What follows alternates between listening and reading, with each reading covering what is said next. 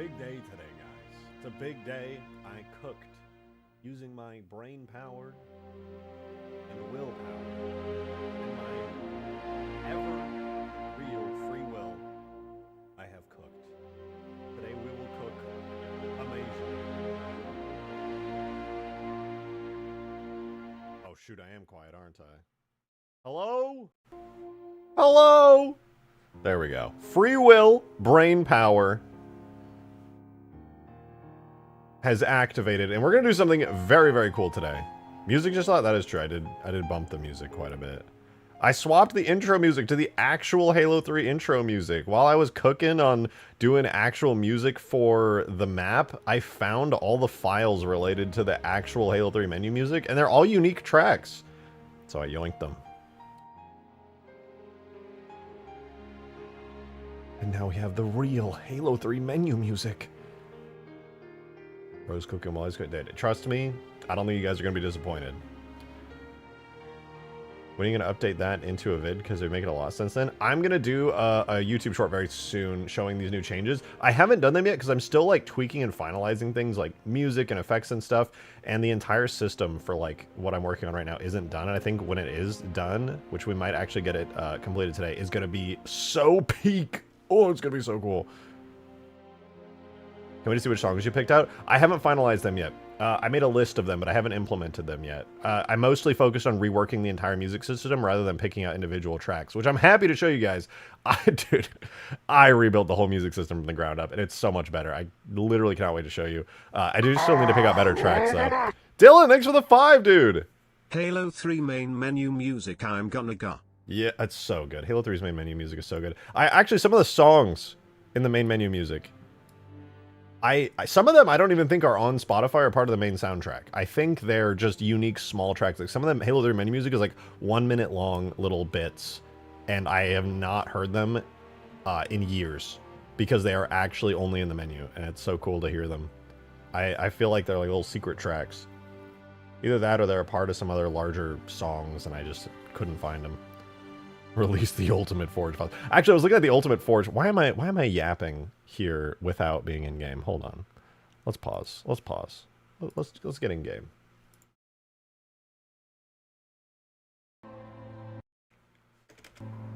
Hello. Welcome back, everyone. It's good to see you. Mayamo Drake. And today, oh, what's that? What's that sound? You guys hear that? What is that?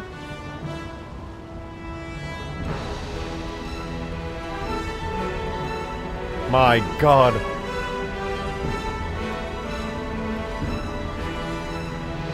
It's beautiful.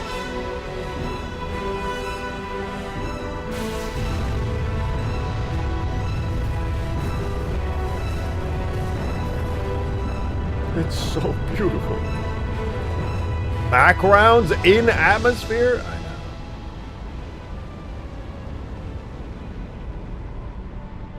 Did you hear that? Did you hear the music just fade out back into ambience right there? That's the new music system, baby! Oh, dude, it's so robust. The new music system is so robust, I love it. It faded back into the ambient track, and I couldn't be happier. And then watch this. I'm gonna enter, because here in the editor, I found out the player, my player is in the campaign team player because I'm not in an actual multiplayer game mode. But that actually in multiplayer counts as blue team. And since this is the red team base, watch what happens as I approach red team base and the script detects a blue team player approaching red team.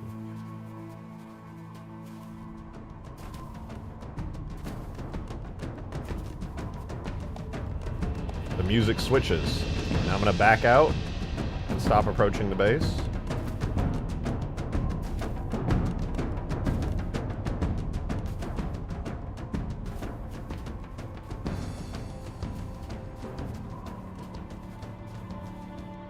Dude, it's so robust. You guys have no idea. It's way too complicated, but the implementation for adding new events and stuff is extremely solid.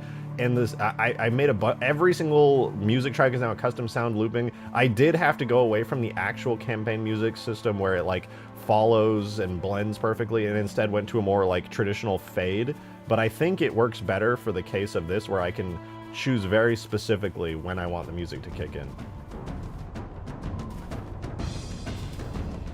And now I have so many tracks to choose from. I was grabbing new ambient tracks and new action tracks the entire time I've been testing all this. The results are extremely promising. Dude, I love it. It's so cool, man. It's so cool. And then I incorporated in the system. So the way it works right now is there are two types of music that can play. There is the ambient track, which is the subtle one we're listening to now. Thank you, Epic Gaming Grunt, for the 5! Can we get a flood form Bigfoot sighting, where it peeks over the cliff edge and runs away? I mean, yeah, I could do that. That's totally possible. I do like that idea. Little secret events. As long as it doesn't cause the map to, like, become overly encumbered and, like, overload, I'm totally down. I'm totally down. That sounds fun. It's a good idea. Spooky flood Easter eggs would be a good time. I can think of some areas where some spooky flood Easter eggs like that would be good. As a side note, I want to explain the script. I'm not going to bother you guys with actually showing the scripts right now. I'm sure I'll be forced to show you guys later, inevitably, as I edit some stuff, because we're going to be doing some really cool, shit today. Boo! Get this, okay? We have two types of music that can play on the map, right? Ambience, which generally is playing all the time, which is the song you're hearing now. And then within ambience, there are multiple different types of ambient songs. So you can choose between different tracks at any given time. So I can have the ambient track set to this one. I can play a different ambient track at any given time, switch it up, randomize it, do whatever I want. But then we also have the action track as well. The action track is that, like, currently I'm only using one action track, but just like ambience, you can have multiple different action tracks playing. So again, as I approach the base, or if I just spawn myself into the base and trigger the action track to activate, ignore that. The action track comes in, it's the drums, it's the cymbals, and the action track can be triggered, and anytime the action track triggers, it stops the ambient track from playing. They fade into each other in a sort of like soft fade but it's a fade that lasts about 10 seconds, which I think makes it feel a lot more natural and smooth. So again, switching out of this area, the action track quiets, ambient kicks in. Oh, and then it gets overwritten as another action track is kicked in. This is known as a special event. This overrides all other tracks.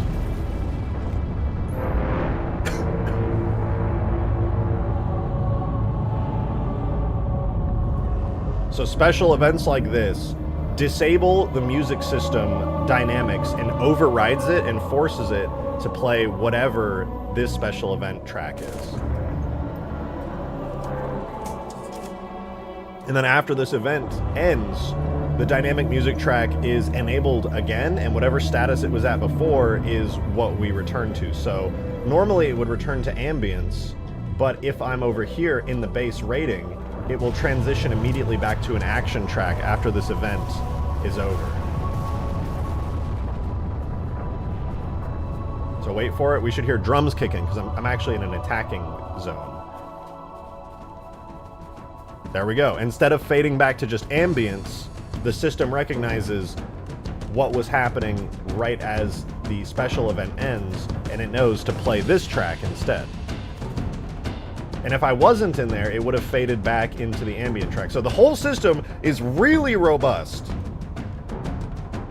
So that means I basically, after spending all that time making the system so much more like well thought out and robust, that allows me to implement new events and things way, way better. The actual script itself it's okay.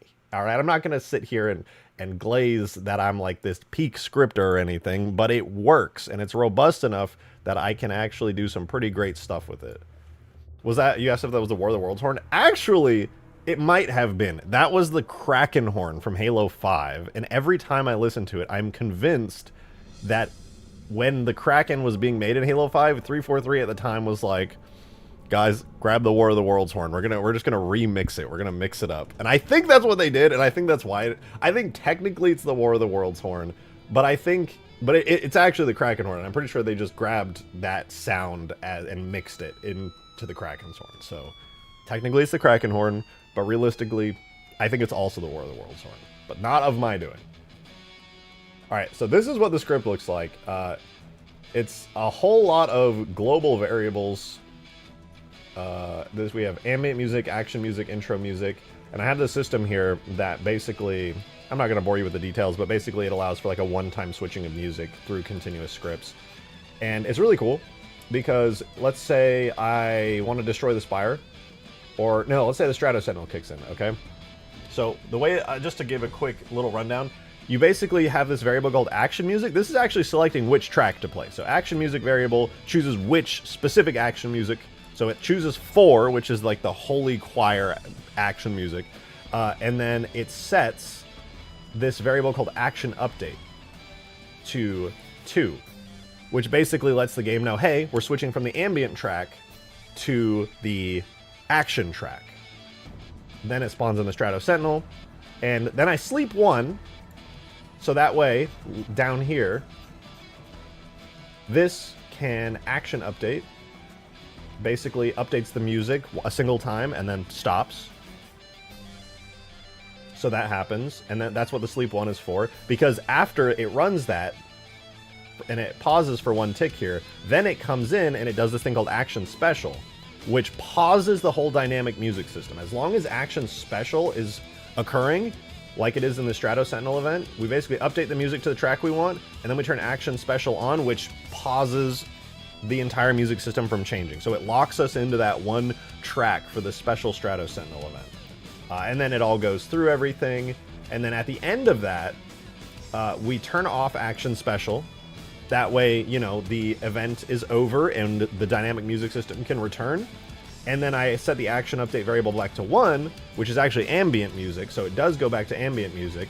But due to the way I have the timing on these scripts set up, it's not actually going to go back and play the ambient music, because it's going to set it back to 1. But before it even has a chance to switch back to ambient music, the red team rating and stuff script will immediately be allowed to kick back in because action special is off, and it's going to override that and set action update back to 2, which is going to play action music. Basically, it's this whole big mess working around itself, but what it does is it causes the system to be dynamic, able to be paused, and able to have various different tracks picked. How many lines of code? We're at like almost 400. I don't really need this. This is just debug. But we're at like 350. And if we were to erase the game mode detection, this giant spam right here, it's probably closer to 300. Because all this does, I haven't even used this yet, but this is so that the map knows what game mode it's in. When are you going to update that intro video to reflect all the new stuff you've made? I could do that anytime. I just need to do a playtest, because a playtest is where I get that from. I go into Halo 3 theater mode and just record clips and color correct it. Thank you, Killer T-Stuff, for the 5. Part of my bedroom walls are made of styrofoam. What? America's houses, everyone, made to last. Styrofoam? What the fuck? Why is it Skaboodly? I know that guy. MG, who cares, nerd. JK. Okay, dude. Okay. I'm gonna, you know what I'm gonna do? Next time you're streaming Skaboodly, I'm gonna go into your chat. And you're going to be like, oh, yeah, technically, it works like this, and you got to do this right here. I'm going to be like, OMG, who cares, nerd? Ready for playtest whenever? We can't do the playtest until I make a custom animation for the Spire being destroyed. When I tested it with green, some of you guys probably weren't there for that stream. I went in with green. The Spire destruction works great. The frigate flies in. It all works in multiplayer. It's so cool. But when the Spire gets destroyed, if you're the host of the game, it looks great. It's awesome. It goes and crashes down. The physics are all over the place. If you are not the host of the game, you start lagging so bad, bro. It is unplayable.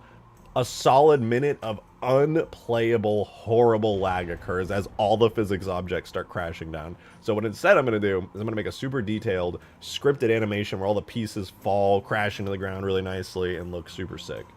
That's the plan. Yeah, literally just, oh my PC! And then he just crash and die. So I don't want to do the playtest until I've reworked the Spire animation, which we might start on today. But there's something cooler than that. Well, it's hard to do something cooler than making a giant destroyed Spire animation. But I promise it is really cool. Which is that, as you guys saw in the intro, when the frigate comes in and blasts the ever-loving fuck out of the Spire, as I've said a billion times already, it's supposed to be a two-step process. The Spire goes down, right? That's it. You're supposed to now just wait 1 minute, voice lines will come over the radio for everybody on the team, on the attacking team, and they're going to be like, we're sending you a target locator. And then a target locator will go to your base, which you then have to deliver into the Spire, which then will allow for the frigate to come in. So right now the frigate just immediately comes in, but that's just because I wanted to be able to test it, and I think it looks cool. So what we're doing today is we're making the target designator delivery system. You can do a physics animation in Blender and bake it down. Ooh, that's a good idea. I think I'm going to animate it myself, though.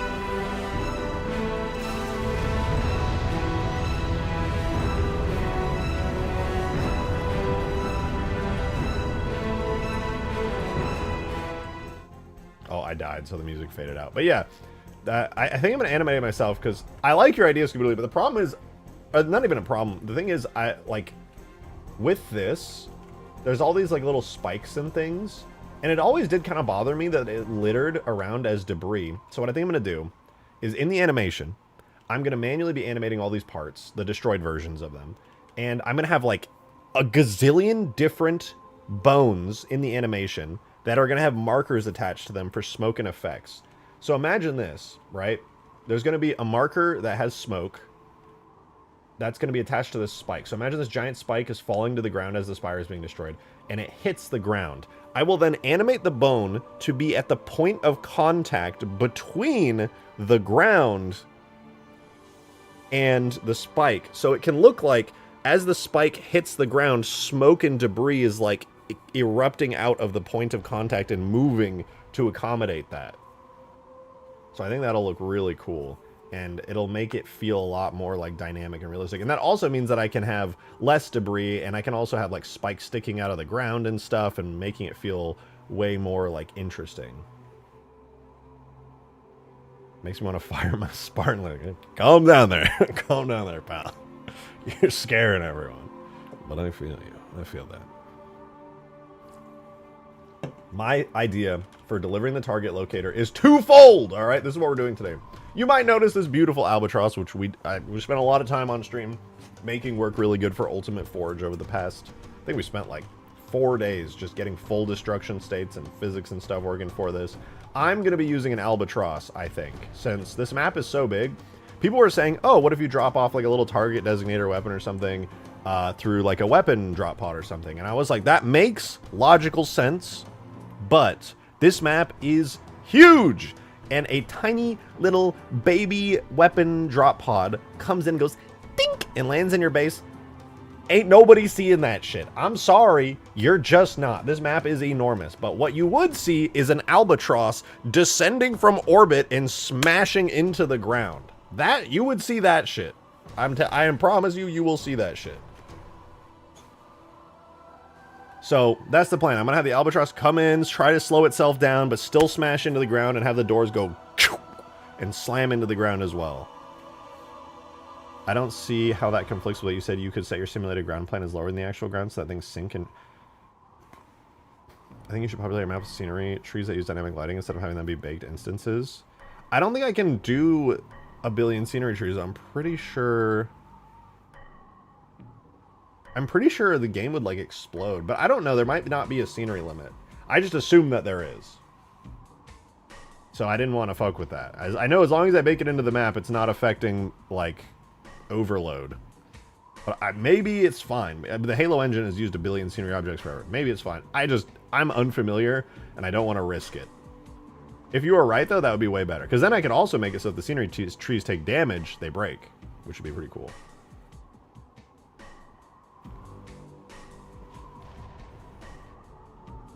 Can the Albatross turn into a Snalbatross? Maybe. It's not impossible. Like, I could retexture it. I low-key kind of just wanted to have it be a regular Albatross, but I could make it... Maybe I should do that. Maybe I should actually make it snow-coated. That would go kind of hard. I'm not against that. I will consider reworking the Albatross in that way.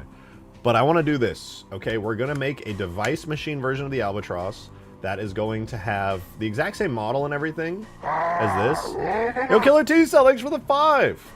Still think you should have used SpongeBob music for the frigate.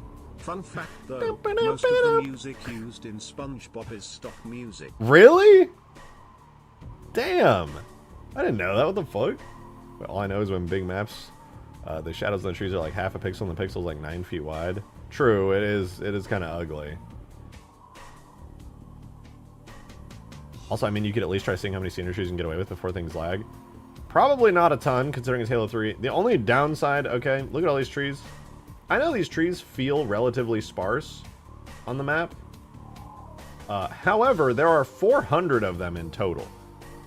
And doing 400 of these trees at various different sizes and scales with scenery objects, I'm not gonna lie to you, the idea does make me want to die a little bit. That's just the truth.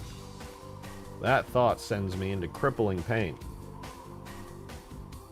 You are right, though. I'm not gonna lie to you. You are 100% right. That would be way, way, way, way better.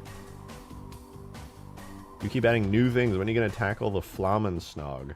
When I'm done tackling new things, obviously. These cinematic scripted things, the music system, this is way too cool for me to be like, okay, guys, time for a vehicle. It's gonna be a regular Warthog with a flamethrower turret. And yeah, don't get me wrong, that is a sick idea. But you know what's even more sick? Giant Albatross fucking crashing into your base, and somebody on the radio will be like, sending it, deploying. That you in supporter chat is like the most cinematic one. I want to know what you thought of that video. Oh, I already responded to that video. You're talking about the music one. We can watch it on stream actually again, because I made a list of my favorite tracks from that video already that I really liked. There was like one from ODST I really liked, two from Reach I really liked, some Halo Wars ones that were really good. Thank you for the two, Adam. Do it the way Reach 5 does it. Have a long sword fly overhead and drop off one of those real fast weapon pods, and to make it visible from a distance, have red smoke like a flare be rising up from it. That is a good question, Adam. And I will tell you, because that is a really good idea, and that makes the most sense. Like, I'm not going to lie, that is the most sensible thing. But I'm still going to do the Albatross coming in and crashing down for several reasons. Let me explain. Oh, no. Oh, no, it's going to be so cool. I'm going to explain, but this is happening all of a sudden because I was idling for so long.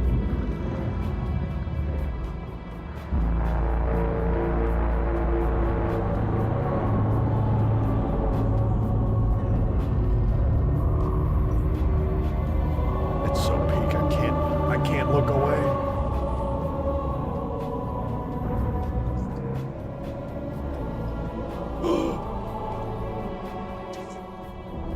All right, I'm getting too distracted. All right, it's fine. So the reason I'm going to do the Albatross is, for one, and I get that the red smoke would make it very obvious and very visible to the team. But one, the Albatross is really big and really obvious and really easy to see. But again, that is countered by your point of the red smoke. Two, I can also drop vehicles in the Albatross alongside the weapon. What's that time? It shows up every 5 minutes. On average, it's 3 to 8 minutes in the scripts. But yeah, on average, it's about 5 minutes.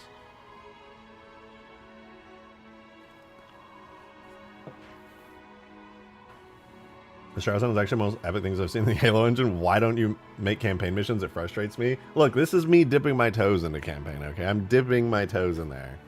I'm getting there.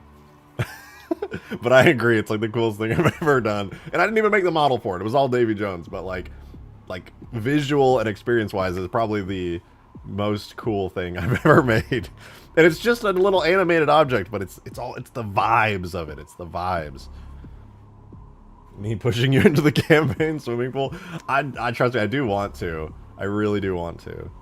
This testing for Forerunner City. The last reason is, I don't remember the last reason once, but I had a third reason for why I wanted to use the Albatross. To be honest, mostly just because I think the Albatross is cool.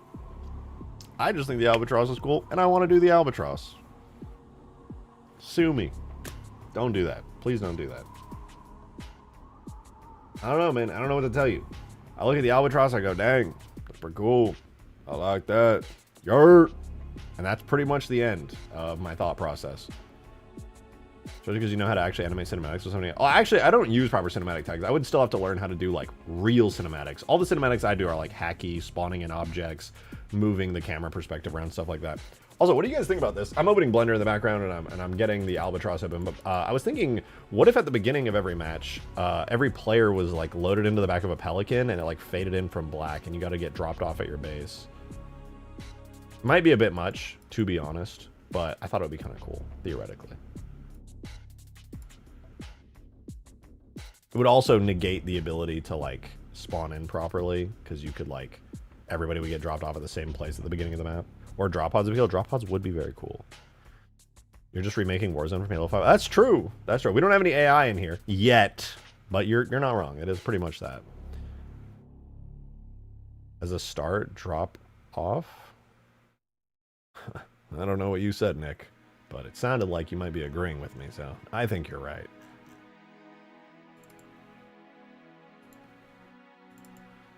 This is kind of like Warzone. It is kind of, I mean, pure PvP Warzone, but yeah. All right, so here's our Albatross. I'm going to make a simplified version of the Albatross model here. This one doesn't need damage states because it's going to be simply a part of the map. So what I'm going to do is essentially duplicate the Albatross and make it a separate Albatross variant that is more simplified, optimized, doesn't have any of the extra damage states. And I'm just going to make it so it's animated and works. I think you should make a variant of the Albatross that has like 30 seats ripped from the Troop Hog and the Pelican for infantry, which drops off the whole team for each side of the bidding. That would be pretty sick. That would be pretty sick. Imagine just like hearing metal rattling and wind blowing and just... And then finally just smashes into the ground and the doors all just as it opens.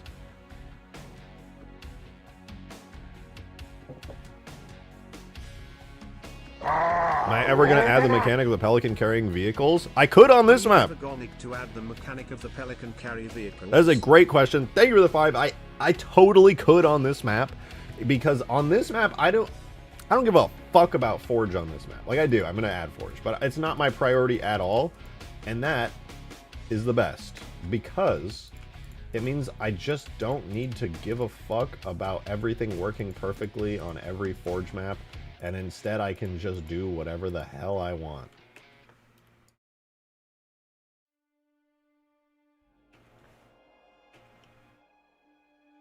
We have door default, door default, door default, Albatross default. That's all I want here. I'm going to save this to Albatross Permafrost. So this is our special Permafrost variant of the Albatross.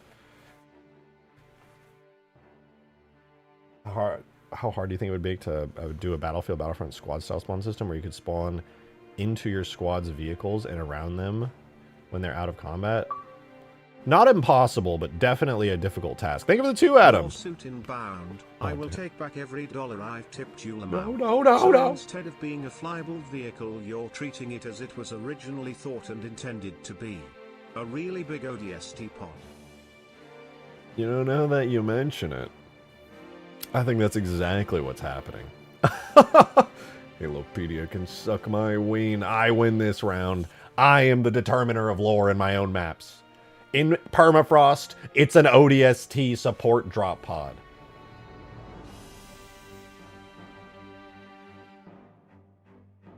Alright, anyway. We're going to need to make a couple markers on this thing, because the doors are going to smash down when they open. This thing is... couple things, actually. This thing is going to crash down rather violently, actually. So we're going to make a marker for that on the base, the bottom, where it's going to impact. And I'm going to call it FX Impact. Right, that's fine. And then over here, I'm going to make another FX on the base of the door. Probably, I'll leave it straight up for now, but this is going to be... FX Door Impact.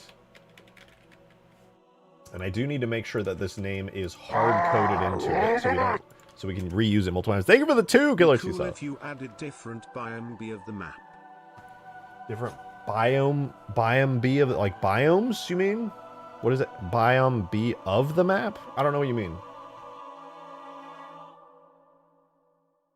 What that mean? I meant to put different variants.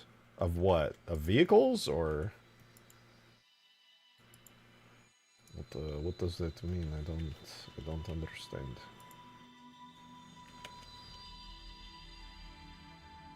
Different. Oh, you're saying like not just snow, but also like a desert, a grassy. I mean, that's honestly not that hard. I'm not gonna pretend like it's insanely hard. That's doable.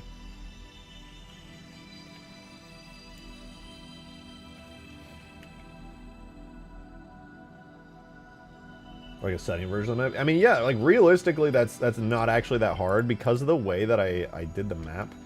Like if I wanted to make a grassy version of the map, all I really have to do is swap out the textures, right? The snow becomes grass. This part becomes gravel. I retexture the rocks back to like the huge grass style rocks. I give the cliffs the huge grass texture. And I don't know, I delete the ice spires. And then all I do have to do is retexture the trees. Done. If I wanted to do perma sand, I would just swap out the trees for desert trees, put sand textures down. Done. A night version of the map might be more interesting. I could do a night version of the map. That's extremely easy to do, I would argue. I could even make it so that this map can switch to a nighttime. It would be like an instant switch, but it is possible to do. I could also do an event, right, where you're playing on the map, blah, blah, blah, everything's lovely and good. Then all of a sudden it goes, everything closes, and then when it opens back up, it's nighttime. That's also doable. Because the whole map is one BSP for now. And that means it's a single map, and I could make the map 2 BSPs, right? A daytime version of the map and a nighttime version of the map. And by default, the nighttime is hidden, and then I could just at any point switch through scripts. You can switch. Old Halo Custom Edition maps used to use that, where you would trigger, you would kill a little secret guy or hit a secret switch, and the moment you do, the map goes boom, and it switches to a nighttime variant.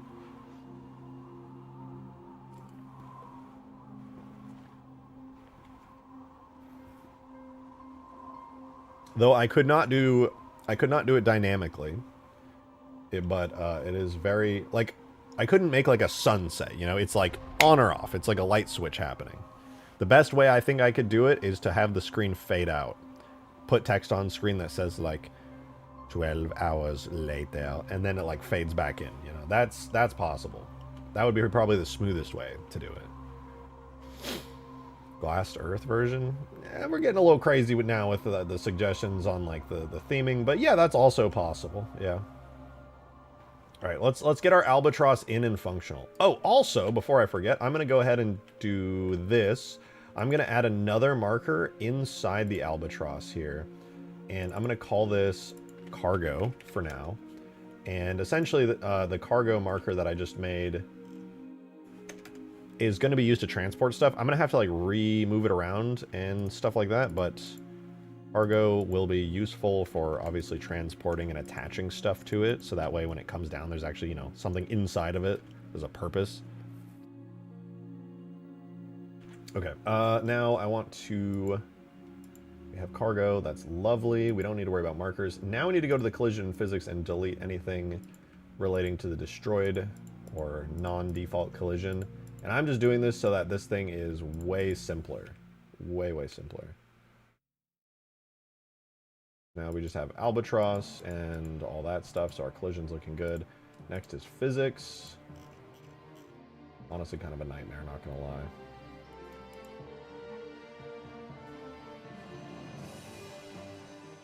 I'm gonna make sure that these all have the correct region assigned. Oh. What? That's a destroyed variant. It's a destroyed door. There's another destroyed door. Another destroyed door.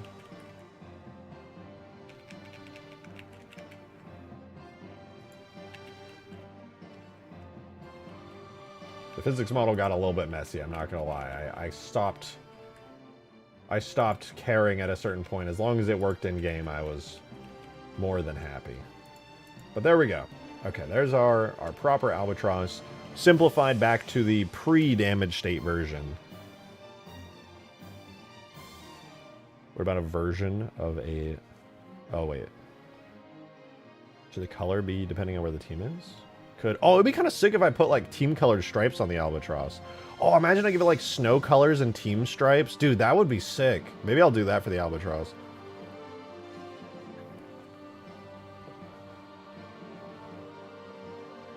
I like that idea. That's good. That's good. Write that down. I don't know why I said write that down, like it's not going to be me writing that down. This is dope though. All right, let's put this in the game, dude. Let's get our more optimized Albatross into the game. And then once it's in the game and I confirm that it works, I'm gonna create like a sick fucking animation for it. All right, we're gonna let that export. And there's my Permafrost Albatross. Let me pull up my Halo 3 folder and get this cooking. So we're gonna do objects. Actually, I'm gonna steal the Albatross shaders and bitmaps.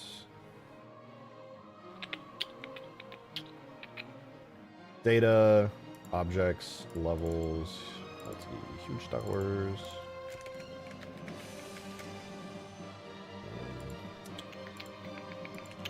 Hold on, let me cook. All right, we're cooking. So we're gonna make an Albatross folder specifically in Permafrost, and then we're gonna go objects, vehicles, Albatross, and I'm gonna copy the whole shaders folder for it over. And we're gonna drop that in there. That way it has all the materials it needs. And we have this, which is great. So I'm gonna throw that into here so we can import it into the game. And then lastly, I'm gonna go to the frigate and I'm gonna set the device, machine, and model tag here, which is gonna let me instantly import this thing. We're just gonna rename these to Albatross. And ODST version rain map would be so cool. Yeah, that'd be cool. That'd be cool. I mean, I don't really know what would be ODST about the map other than the fact that it's raining, which is not, you know, necessarily exclusively an ODST thing, but rain would be cool to be sure. Oh, you know what, actually? I need to go grab the Albatross's model from here. Rather than,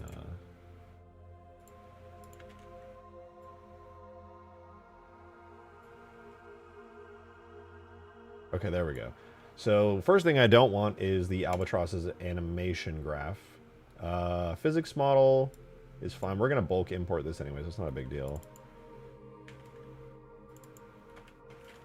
So we'll save that. When it comes to the Albatross, I'm going to delete all the FX on it for now, because most of that's going to be controlled by the animation that I do. It takes a whole minute to power transition time. I'm going to switch this to 15 seconds. Automatic activation radius will be... Yeah, we'll do 700 for now, because we want this to activate anyway. Door open. I'm not going to worry about the door open time for now. Okay, so I'm just going to delete anything that is not part of the default Albatross, which means we're going to lose all of the damage states, which is a good thing. I do not want this thing to be super complicated, and I don't want it to be able to be destroyed necessarily. That seems a bit extra. We don't really need this thing to have any damage states at all, or any targets either. So just really simplifying this down into a purely map-based object.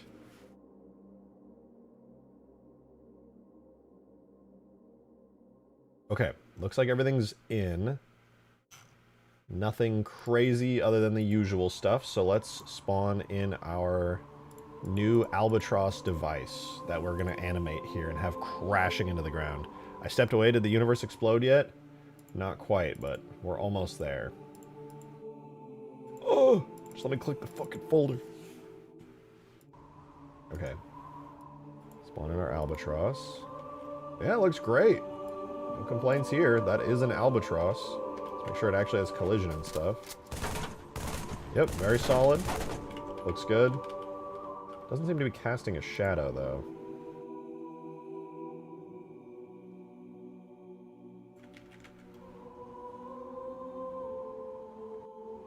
There we go. It's a little bit better. And now we can get rid of the vehicle Albatross that I placed down there. And I'm going to position this guy roughly where I want this thing to end up. So I'm going to say right here would be kind of a cool spot for it. Also, side note, this thing can and will crush you. So if this comes down, you could just get wildly unlucky and die instantly, which I think is hilarious. Okay, I think that would be so funny. I don't give a fuck. If that, like, I feel like some game developer there would be like, oh, we need to, like, push players out of the zone maybe so that way people don't feel like they die unfairly. Nah, fuck that, dude. I think that would be really funny. I'm with it. So, let's make a test animation real quick for this thing. So we have a bunch of animations here. Screw that, we're going to make a brand new animation, and this one is going to be device position, which is the name of the animation any object like this is going to end up using. Blah, blah, blah. Very cool.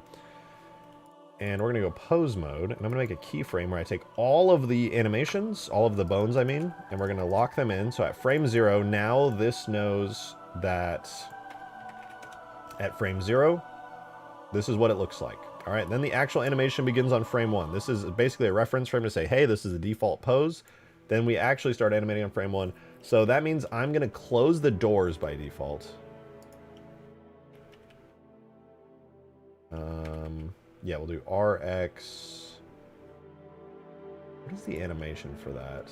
Oh, it's kind of hard to see with the physics model on. RX, and then minus 110, I want to say.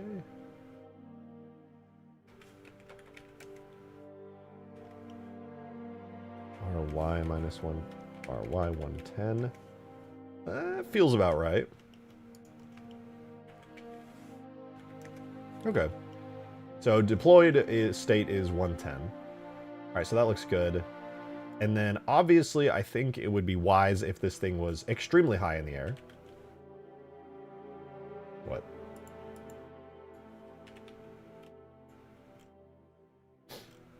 Hello.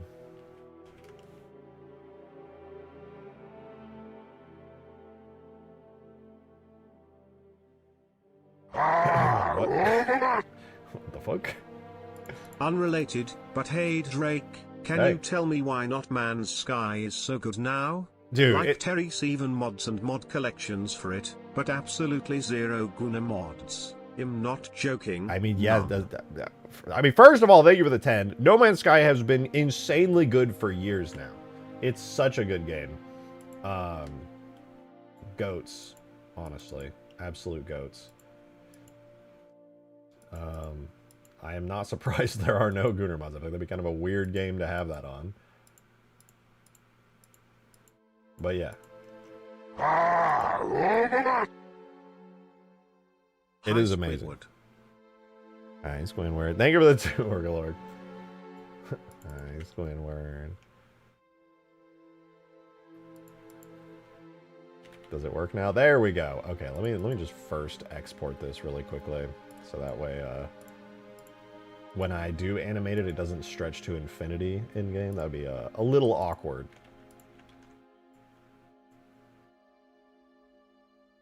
Okay. Now, let's go back to animating. Now, No Man's Sky is goated. If any of you guys in chat have not played No Man's Sky, you are genuinely missing out. It is so peak. All right, let's just say, as a test, this is where it will be height-wise. It might need to go even higher than that. We'll see. But that's its height. And I'm also going to rotate it. I'm going to rotate it Y like... the situation for the Spires in Forge mode. I don't have our friends to play map the way are intending us to play it. Thank you for the 5. He's all, what will the situation be for the Spires in Forge mode? I don't have friends to play the map with the way you're intending us to play it. I mean, this is intended to be a multiplayer map, so I can't just switch up the logic of the map just for that particular case. But what I can do is turn it, like, if you really want to, and I was debating doing this anyway, I might make it into like a certain, like a sort of a firefight mode, so to speak, where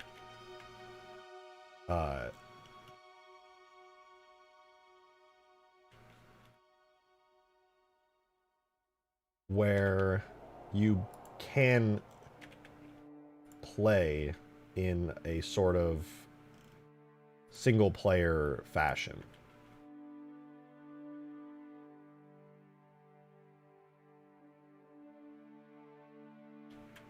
Not like proper firefight, because that would probably be like insanely challenging to do, but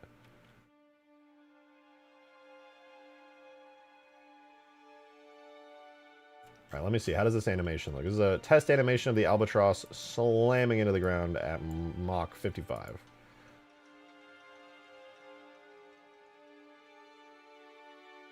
It's too gentle. More extreme.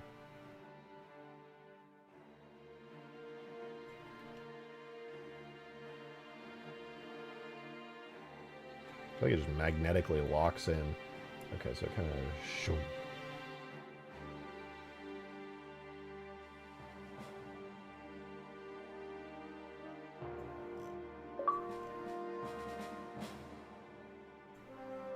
Okay, that's not bad. Let's give that a try. Make it end at frame 91. Thank you for the one, Adam. Said Orgalorg's donut made me think of something stupid. Check stream chat.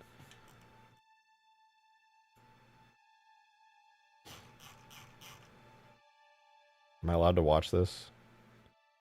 Am I gonna get copyright struck? Sometimes you... The fuckers are gonna kill all my lilies! Hi, Squidward. Wanna play? So dumb. You motherfuckers are gonna kill all my lilies! Hi, Squidward. Wanna play? Thank you for that. Thank you for that.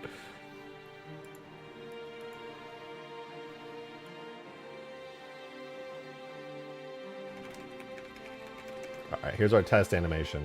Yeah, why is Patrick... I was wondering, I was like, what role is Patrick Stewart in here? Why? I've never heard of this. I mean, I know he's in a lot, though, to be fair, but I was like, who? Thank you for the 5 killer T-cell. Let me reword it. Will the spires be there and will they be destructible? The autocorrect is kill me. Yeah. Spires are in everything, in Forge and everything. They are a hard-coded part of the map. They're not forgeable at all. They are just a piece of the map with functionality that is permanently built into the map, no matter what.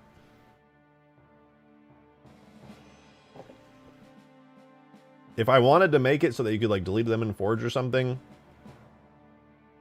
good, that's all I care for? Okay, great. Because if it was going to be the other way, you would have been disappointed. Like, they are a hard-coded part of the map.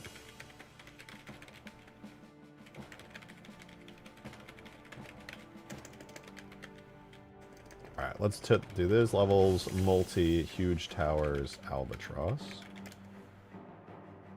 Okay, we got the device position in. Now we need to activate it somehow. Oh, we gotta select its animation first. Okay, let's see, does that... I see it in the sky. Oh, it's coming down. I have it set to a 15-second timer, which is probably way too slow for it, but it's coming in. Here's our little test.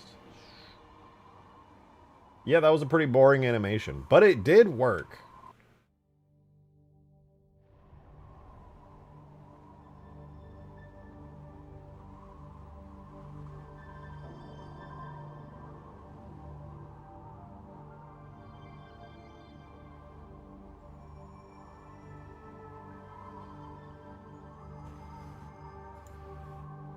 It did, in fact, work.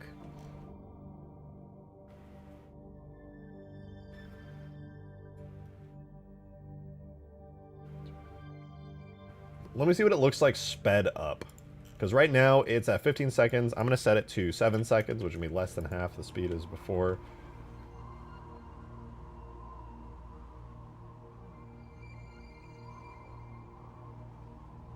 Honestly, the speed coming down is fine, but the ending animation looks atrociously bad. It's so auto-smooth and bad. So let's make that look a bit better.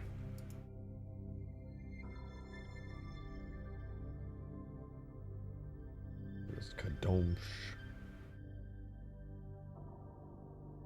Needs more ramp down near the surface.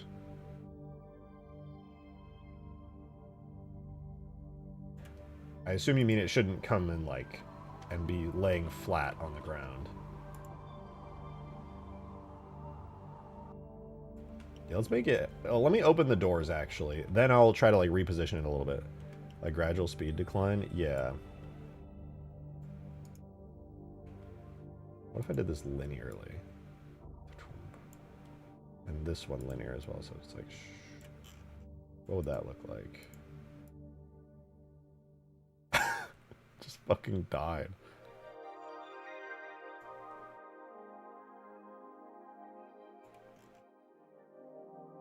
That's good though. That's what I like that. All right, let me have it. We'll do a pause for like a second.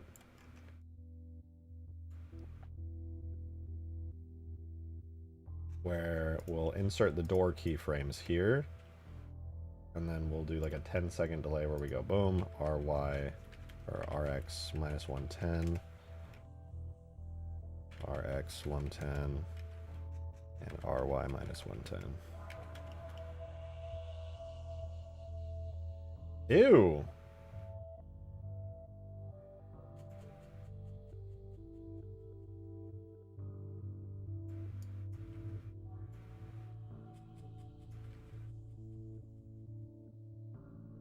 This is why I hate bone roll rotations. They ruin everything.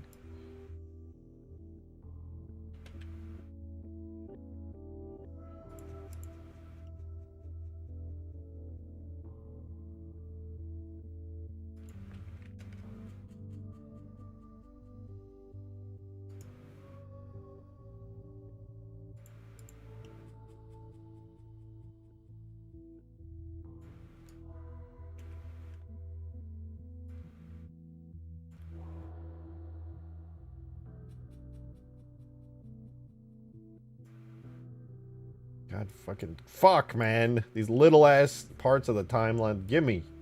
Gimme. Yes, yes.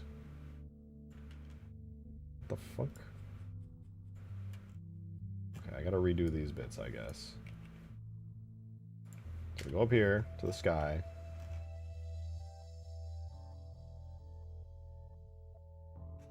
Fine, fine, I'll do things the right way. I'm gonna move this to frame 2, copy all of this, go to here, RY, 110, RX, 1, God, okay, boom. RX minus 110, RX positive 110, RY positive 110. Okay, so we got our doors closed again, and this time when they open, they shouldn't go zoop and do like a cool little flip. Nice.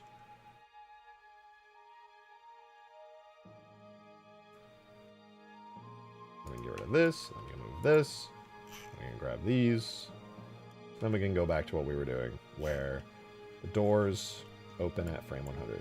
So we insert our default keyframes, and then we can also yoink the starting keyframes.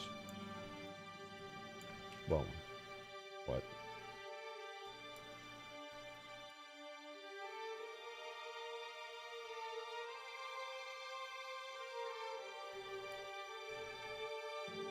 Oh, they actually open and close correctly. Massive. I'm gonna have this go linear so that they immediately slam open. Oh!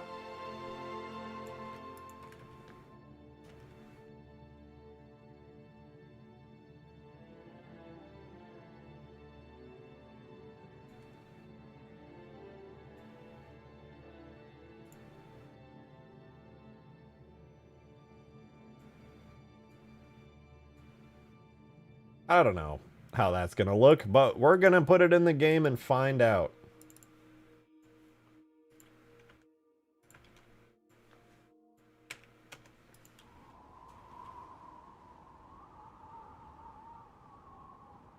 Oh, I forgot to fix the thing.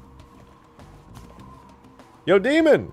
Wait, what the fuck? Did I miss that? Thank you for the 10. I don't know how I missed that, but thank you. Said, but seriously, do ignore the DM for me. It's a cool No Man's Sky clip that's not relevant to this. So if you're going to watch it, save it for after stream. You never say things like that. What happened? Are you okay? Who hurt you? What happened to the demon of song I know? You would never... Who is this fake demon? Who are you? Guys, something's wrong with him. Can somebody check on him, please? He's telling me to watch something after stream.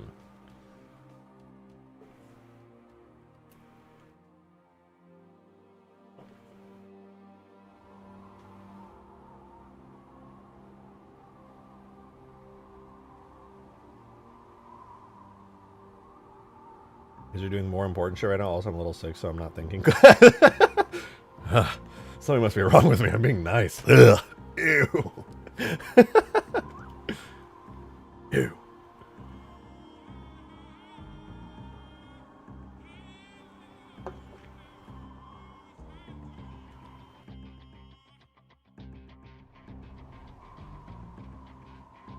Okay, so it comes down, slows a little bit. You know what would be cooler, though? Is if the way that it's slowed...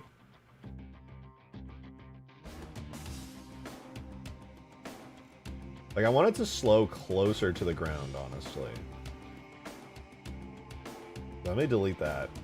And then maybe, like, this high off the ground, right? We can insert a keyframe for it. Here. And then move it back so it, like, slams on the brakes a bit. Okay, maybe not that much, but, like, slams on the brakes.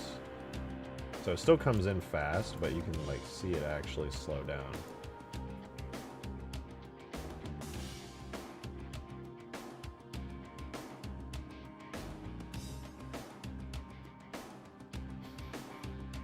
Maybe you want to watch on a stream, be my guest. I'm not going to stop you. I don't have the power. I mean, that's technically true. I do have free will. But it's a 3-minute long video, so I doubt you want to do that. I'll watch it, but I will watch it in a minute. I'm going to have to probably be reminded if I'm being realistic. But yeah, I'll watch it.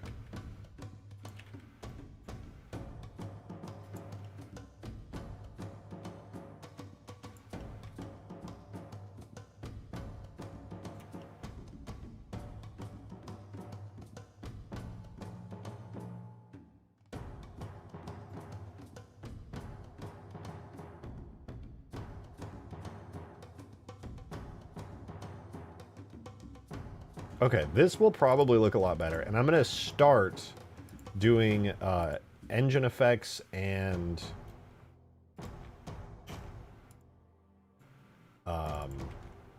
impact effects. Let's see how this looks. It should be going faster while firing its jets the whole time and really slam into the snow like how the 2 Scarabs land on the Covenant mission. Do I even export this? Yeah, I agree. Oh, I don't think I exported it right. Oops.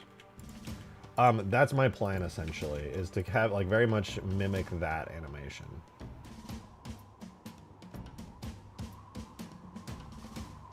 Okay, so it goes way too low into the ground. Noted. Thank you for the 2, though. I do... That is very much a large part of my inspiration for this right now, so I agree.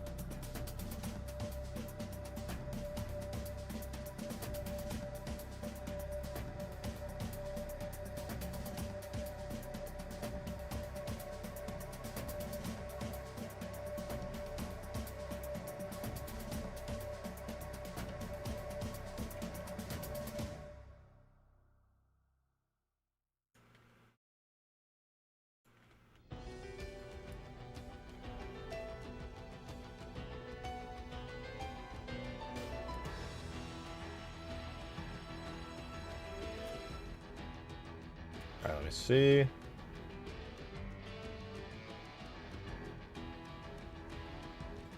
Let's give it a go. I want to see that in game, see if I got the position looking good for, like, the ground animation, all that stuff.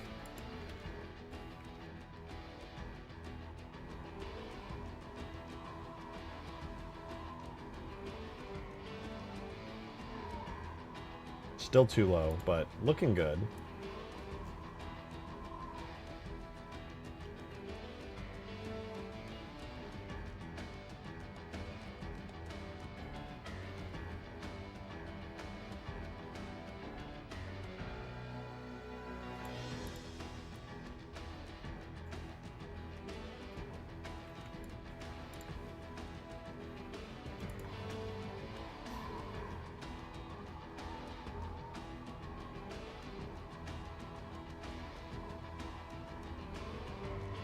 Now, it looks kind of bad because it stops instantly. I need to give it a little bit of oomph to it. if I'm being honest.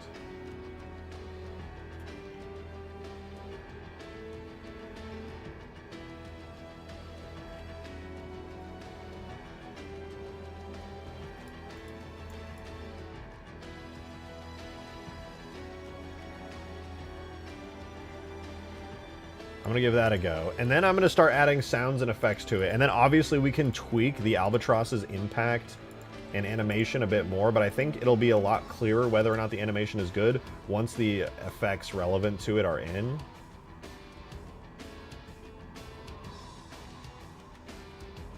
I'm going to raise it out of the ground just a touch.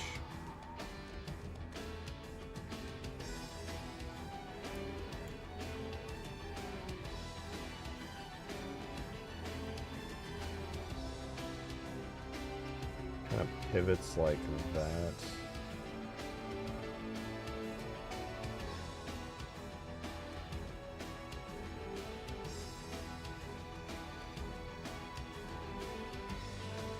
Yeah, we'll do that. Okay, let's add the effects now. So I have a couple of FX markers already set up on this thing, like I did it just like a few minutes back, where we have an FX marker that's directly on the base of the Albatross. And we have some for the doors so that when they slam down, they can cause like a sound and an impact effect. Green Knight! I know that guy! It might honestly be coming down a little too slow because I was planning on having like this huge snow impact occur. And I'm not convinced that that's exactly how I want it to work. But anyway, let me see. On the impact frame where I want the actual direct impact into the ground to occur is frame 91. So we're going to go into the animation graph and check it out. So frame 91 will be an effect event on FX impact, which is the name of the marker I made earlier. And we're actually going to need to grab an impact effect, but I think I have one that'll be really good here, which is the snow explosion for when the anti-air cannon shoots a projectile in the ground. It creates like a giant snow explosion. I'm going to try reusing that. Either that, or I'm going to reuse the giant emission impact from the Strato Sentinel when it breaks through the ice on the map. And then maybe just like tone that one down. But I'm going to try the anti-air cannon one first because I have a suspicion that will probably work a bit better, like scale-wise. So huge tower, Albatross, FX. We're going to call it just impact. And I believe by default this should work, but I'm going to purposefully give it a replace marker. Yeah, right now it uses normal and forward. I'm just going to do replace for both. And then the animation graph will supply it with the correct marker. Let's see.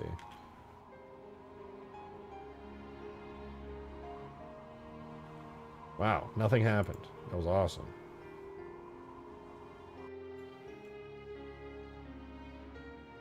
Because I didn't set it. Okay, now something's going to happen.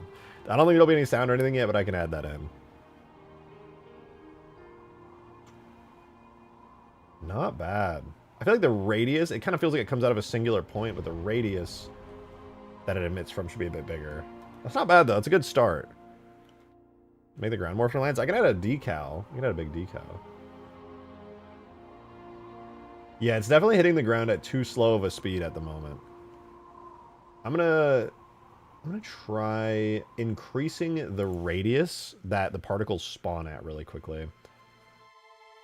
Because I don't know if you guys can feel it, but it kind of feels like it's coming, like the snow is coming out of an invisible point in the middle of the Albatross, when I feel like it should be coming out of like the entire scale and size of the Albatross rather than just like a little itty bitty start. What is that? Explosion, soft terrain heat. Oh, there already is a decal system spawning. That's good. Probably can't see it, but anyway, what's the radius on this? So the default emission radius is 1. I'm going to set it to 5. I want all of these to have an emission radius of 5 at least.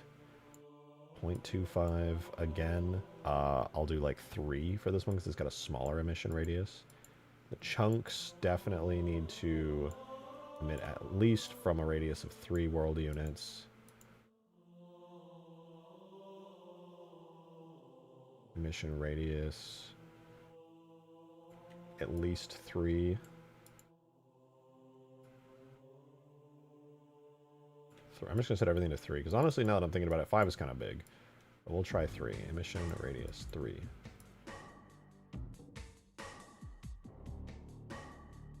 Three.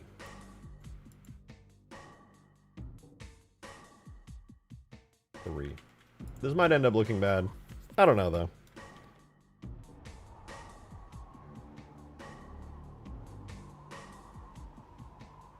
No, that's actually not bad. Though I do think I need to edit the frame that it spawns on, because I think spawning it on a slightly earlier frame, like frame 89, might look better. Let me see.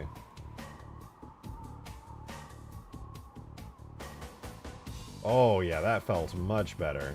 It almost, like, preempted the impact. That was nice.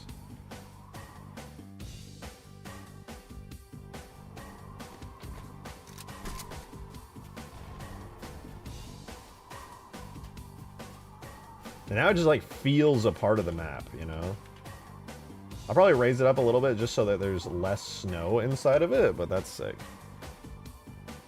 And when it lands, you can set it on fire! Technically could do that. That is accurate and true.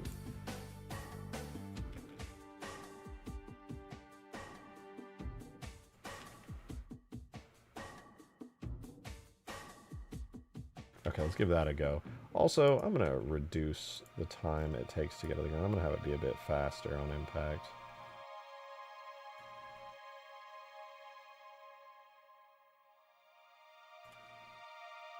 It does feel like it's just too slow. For the scale of the explosion and impact that I want it to have, it feels a bit slow. You able to call it a vehicle drop-off ship? You should be able to call it like a vehicle. No, once, about a minute or so after you take down your enemy Spire, a voice comm will come through, and this thing will call itself in, essentially.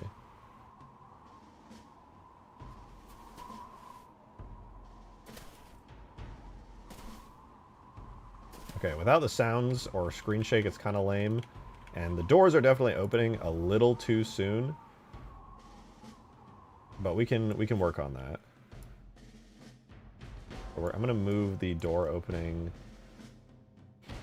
quite a ways back. And shrink it down a little bit, so we'll end on 138. That'll add a little bit of extra time to the animation. That's what it's for. What comes with it. So I am definitely adding the target designator device / weapon or whatever it ends up being into this. But I'm also going to add some kind of vehicle as well. Holy fuck.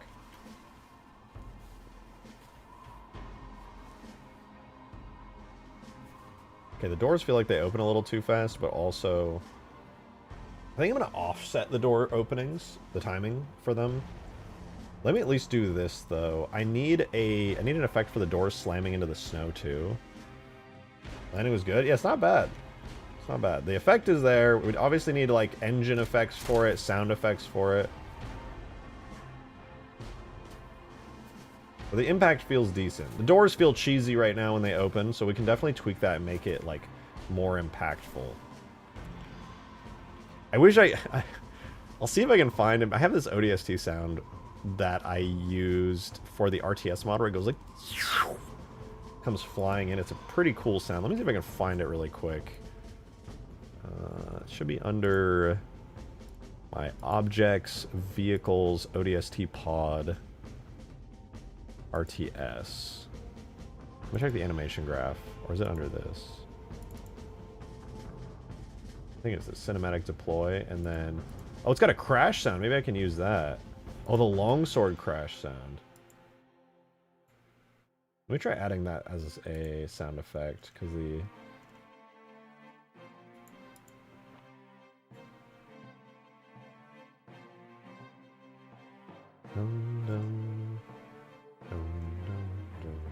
I don't think this is going to feel good on this thing, but I will give it a try. I don't know, we'll put it on frame 0. See what happens. I doubt the timing will be good at all because this thing is like super far in the air. Let's try it on frame, I don't know, 89 is when it impacts. Let's try it on frame like 50.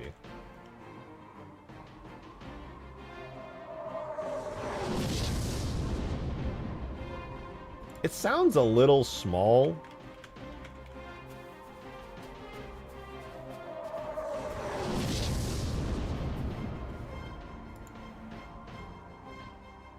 Is it happening too early or too late? I can't tell. It just feels slightly off.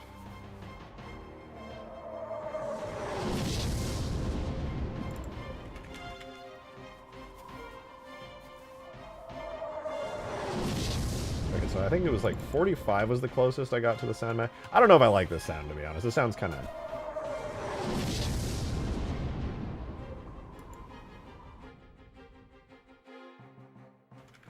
You like it? It's not bad, it's just... Needs a beefier impact sound? That's what I felt, too.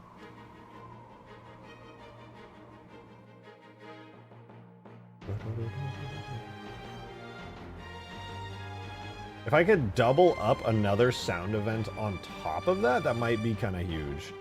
Sound would be good if it were further away. Yeah, let me see if I can get a better sound. Let's do FX, impact, frame 89, and let's grab another sound and see if we can double it up on the impact and potentially get it to sound like actually good. Like the screaming in sound, yeah. The screaming in sound on this is kind of like weirdly low pitched, but who knows? Visual FX. No, I need sound. Maybe it would be visual effects, actually. Let's just try Halo 3 Large Explosion. Let's see if that is any good.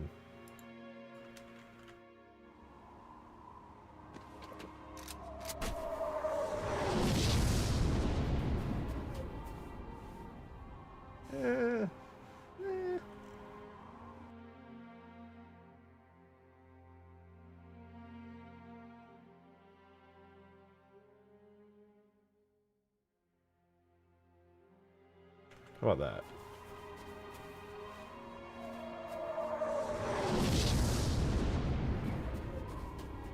Feels a little bit better.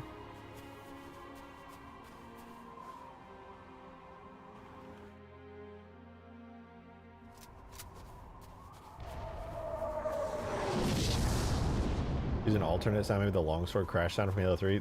This is the longsword crash from Halo 3. But I think you're right that there's another sound. I think it's the one you're talking about where it kind of like screams and it goes like...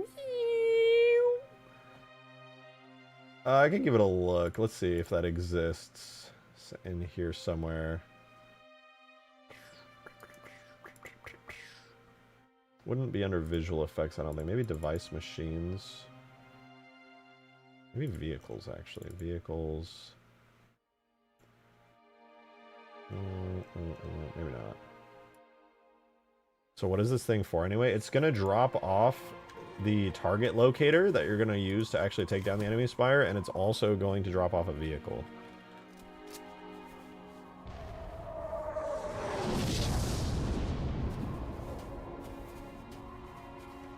So basically this will trigger about a minute after you take down the Spire's dome if you decide to invade the enemy base. Oh, I didn't even show you, Green. I updated the map. Actually, why isn't the intro song playing? They might have disabled it. But anyway, intro music plays in the map, and then there's supposed to be ambient music as well. And because I'm in the editor, I'm technically blue team. If I invade red team, listen to this. I revamped and made the entire music system super robust, right? So now action music is playing because I'm invading, a blue team player is invading red base. And then I leave. Actually, let me pause my stream music. Then I leave red base. The script will recognize that. There, it stops. So only the blue team would hear this, correct? Now this is global. It's basically just going to be creating intensity anytime a battle is taking place.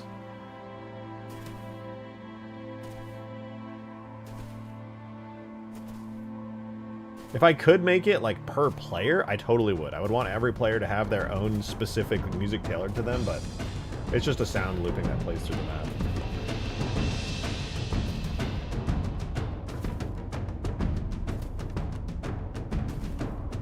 Have you listened to the Halo Wars 1 action tracks yet? Yeah, I heard a couple of them. I'll show you this actually, because this was one of the tracks that I added. I'm probably going to swap this track out. But this is what the track sounds like right now. This is known as a special event, which overrides the dynamic music system and basically pauses dynamic music and forces a custom track to play. Same thing happens with the big guy spawning over there. I'll probably swap this one out. Of course, it's this track. I don't think I'm going to keep it, though. It's a bit too bombastic, and I kind of want to use either a Reach ODST or Halo Wars track in its place.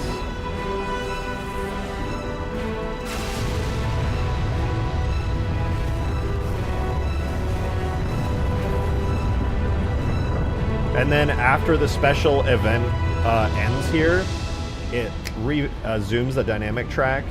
And because I'm not attacking the base right now, it just goes to an ambient track, but if I had been attacking the base, it would have known to switch back to the action track. What happens if both teams do it at the same time? The track will only be playing once if both teams do it at the same time.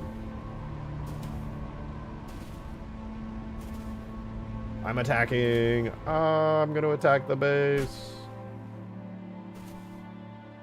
Or not. Would it interrupt the first one? No, because what happens is during a special event, it starts a variable in the script called special action that prevents any music from changing until that first special action is done, basically. However, if a special action like the big guy over there spawns, because that uses a different music track, that would override it. But like the same music track playing for another frigate wouldn't change anything. We're gonna go this far. I almost want some voice lines. Oh, there are gonna be voice lines. I started recording them last night. They are gonna have. I mean, here, I can literally play some of them. I was testing it with my own voice. I think I could pull off a decent voice, so I was testing some of them. Where are you? Where are you? Set you. I'll play some of the tests I was doing. I don't think I'm gonna keep these, but I want essentially something like this.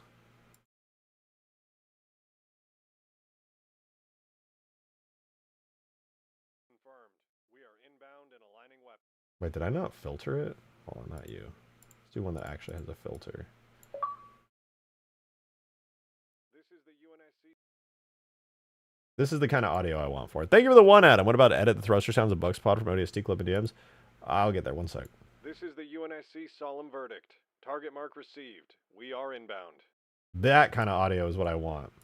Because if you, like, go in there and you have the transponder and all of a sudden, after you get in there, the music shifts and you hear this. This is the UNSC solemn verdict. Target mark received. We are inbound. And then all of a sudden, you get the fucking music kicks in. Oh, dude, peak. I'm just going to ignore Skabili. Wait, what did he say? Can you go under the map? I want to see something. You want to see the topology? This is what it looks like right now. Cliffs are too decimated if that's what you were taking a look at. I'm going to modify those later. I'm using decimation modifiers on export right now to retain their actual quality in Blender.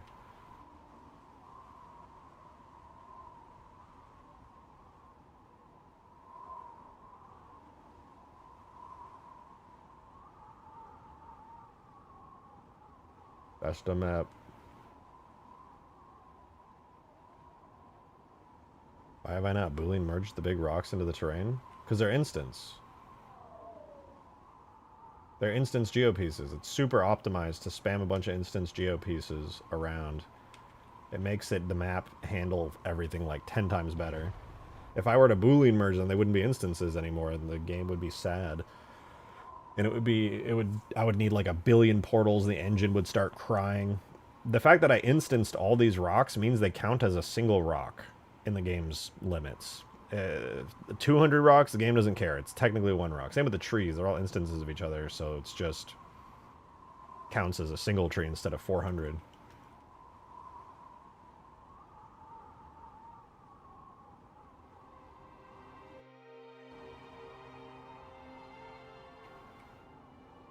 Okay, I'll be right back.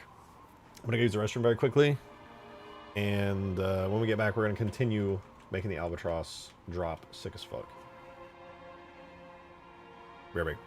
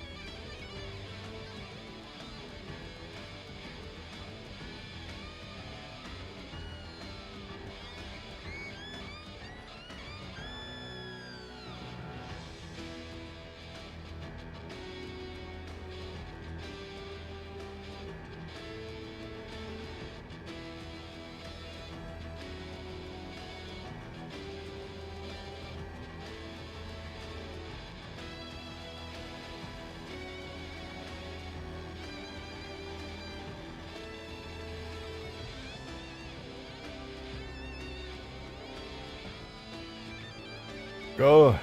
What's up, Tombo? Oh, you said, can you still destroy the enemy Spire? It's a great question. I'm so glad you asked.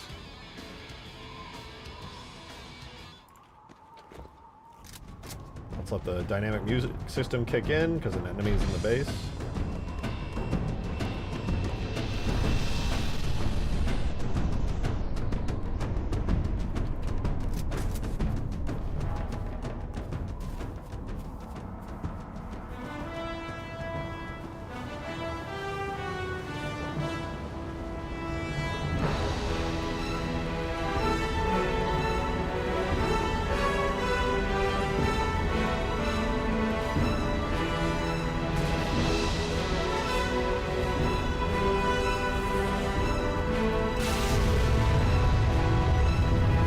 Yeah, looks like the Spire can still be destroyed.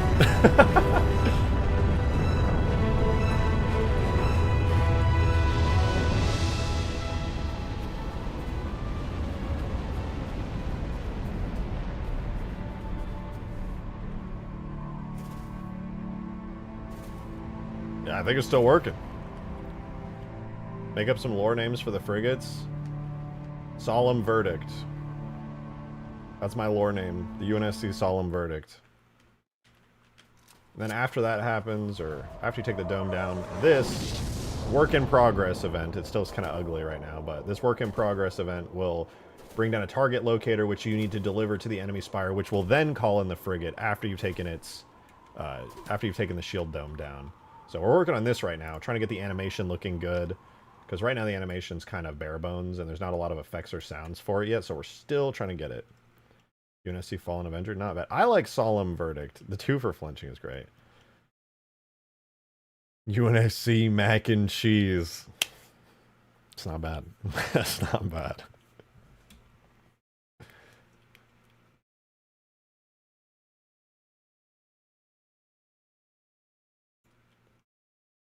Let me see if I can add some sounds for the doors. Doors open at 1:30, slam down by like 1:38. I want some sounds for that. Let's add in, what do we have right now? Okay, so I'm adding in a new sound. Let's do, I want like a rusty creak, like sound, like the doors are popping open. And then I do want to have like smoke kind of disperse in the air as the doors slam down. Thank you for the one, Adam. Before you don't forget that clip I sent for the ODST thruster sounds for the Albatross. Solemn Verdict sounds like a Covenant ship name. There's a UNSC ship name in lore that has a very similar name. Ooh, wait, Talco's been cooking. Check this out. Is this with the CE animations? These look like that you're using the CE animations for these. Pretty dope, actually. Seeing them have their like old school animations like that. I like it. Makes them look scary. So this thruster sound.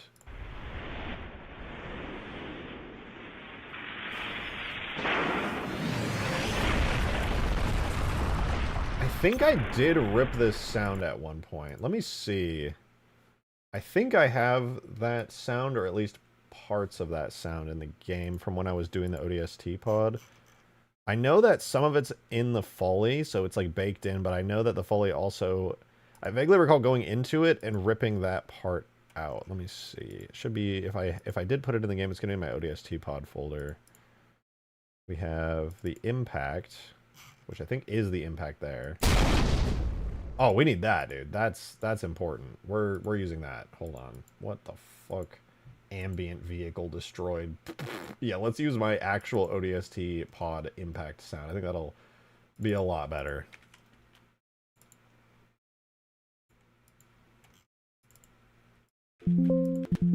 Oh, Windows 11 just let me type things. God damn it, man. This fucking operating system sucks.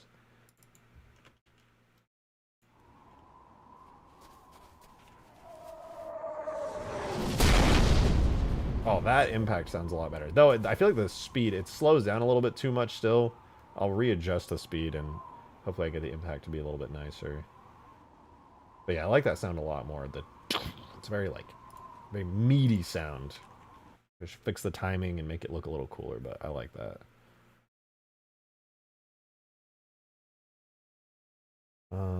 Maybe I can even use the looping pod sound. What does this sound like when it's dropping? No, that's like the interior pod looping sounds a bit much. What is pod in? This is when it starts? Oh, that's from, yeah, that's from the drop sequence. What is pod? Oh, the pod door closed. I don't think we could use this.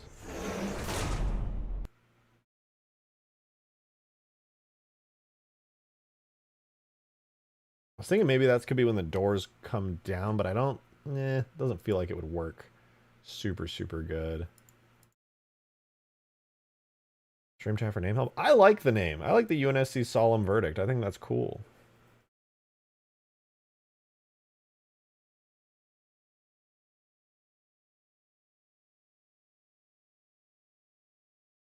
We'll keep cooking though. I'll check stream chat for names later. I'm not really trying to grab those right now, but I see you. I appreciate the help. I'm going to keep cooking here though. Let's do... It's an ODST pod. Did you even reverse and deepen that sound? Yeah, I thought maybe... The problem is if I reversed, it would probably sound kind of awkward. It would sound reversed. Like, you'd be able to hear that it's audibly reversed, because certain sounds would, like, trail and loop up backwards. You'd be able to tell. It'd probably be a little weird. But... it probably wouldn't be the worst ever. Covenant ship my mod is a Righteous Indignation. That's a dope name. That's a dope name. I like that. Does sound like a Covenant ship name. Right. So we need a door sound. I think we could get some good door type sounds again in the device machines area here.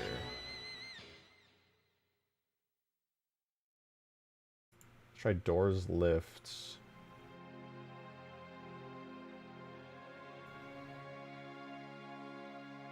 Actually, I don't want to grab one. We just gotta listen to them. So let's do Device machines.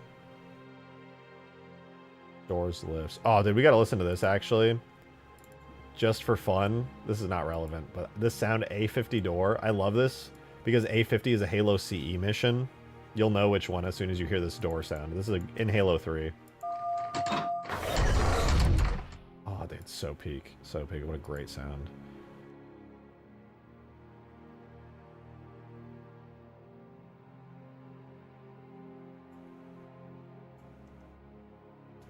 Hangar door, void. Oh, what about this door, voice, small, open? Probably won't work, but let's listen. No, not that one. Door arms open? Too grand, too long.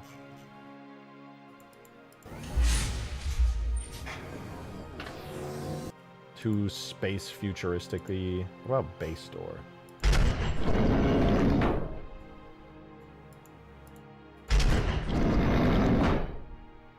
I could use this. And then I could time the doors to slowly open with it.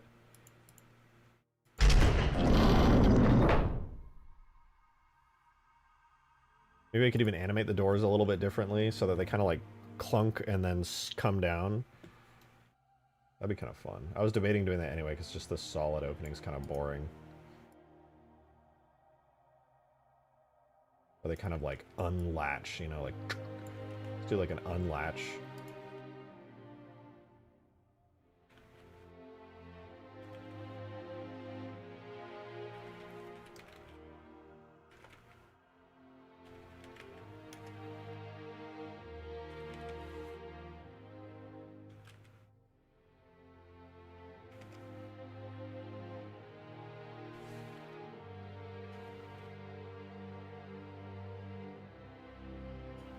Maybe have like a frame where they just kind of sit there.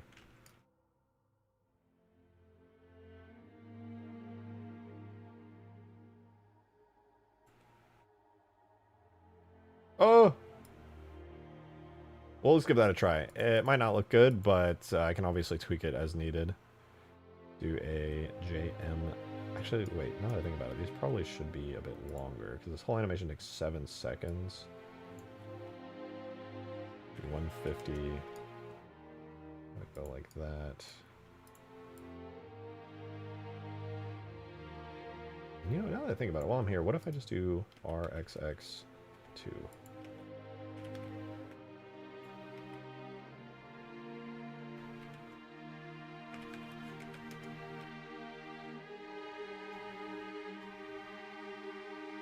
Let's give that a try.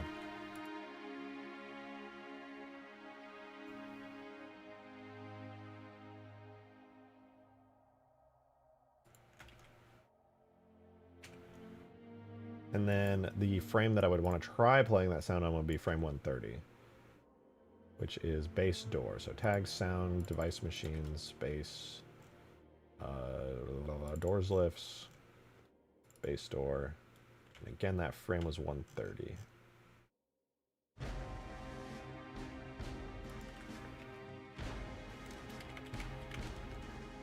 right, let's try it out.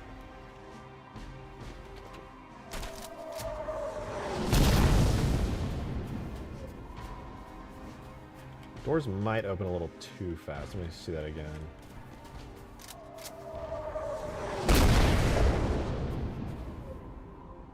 I didn't even hear the sound. What's that? Where was my sound? FX impact, base door. Maybe it would be FX... What was the other one? FX door impact?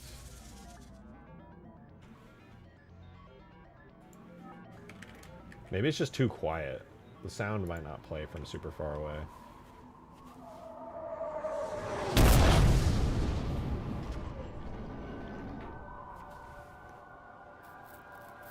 Yeah. UNSC Shippy Mac Shipface. Spirit of Justice, Hammer of Law. Alright, what if we just doubled up on the references and made it the UNSC Hammer of Dawn? I know! Gears of War fans everywhere are screaming. But that would be kind of sick.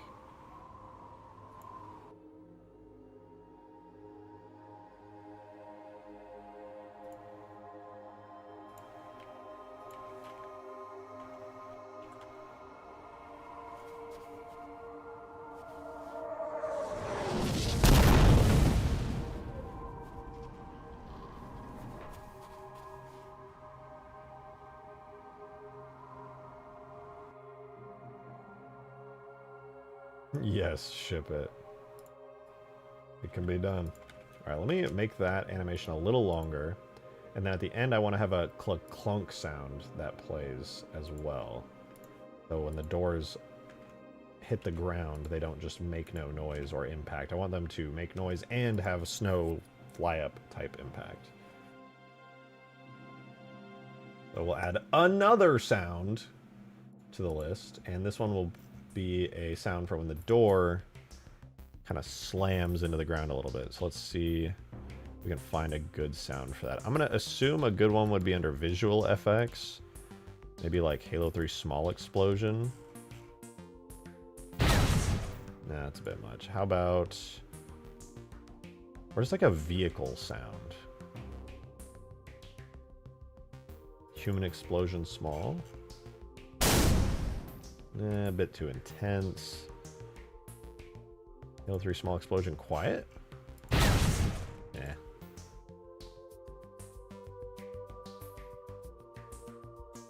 Oh, you know what? There might be actually under vehicles. Damage effects. Human crashes. Might not be bad, but let's try human damage large. Okay, a little bit much. Warthog hood explode. What does that sound like? Oh, that's good actually. Warthog hood explode is good. Let's try Warthog hood explosion. I kind of like that.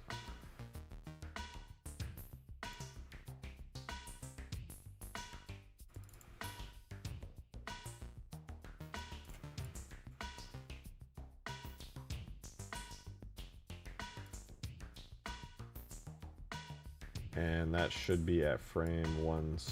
I'll do 159. Let's give it a listen. Thank you for the 2, Demon. Broken arrow.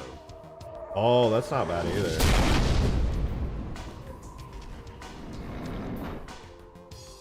Oh, right. It can't play a sound on there because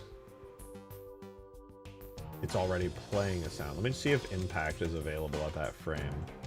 The regular impact marker might be available at that frame.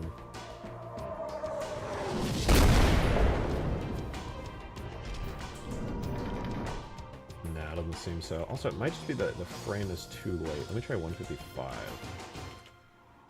Because I know you can only play one sound at a time on a marker.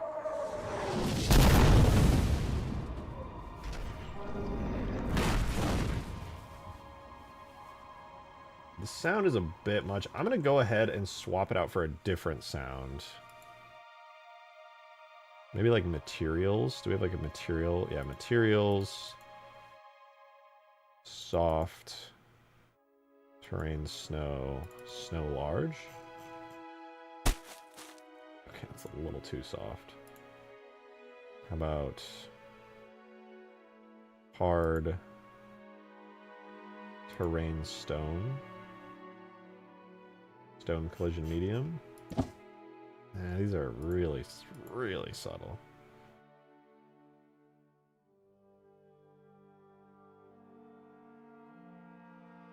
Dirt burst.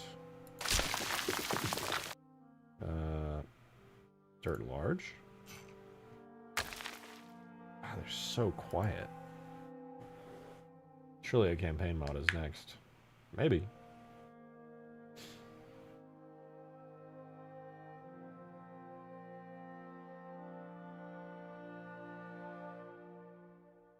Is wood vehicle hits? What is that? If that was like snowy, that would be really good. But it's not.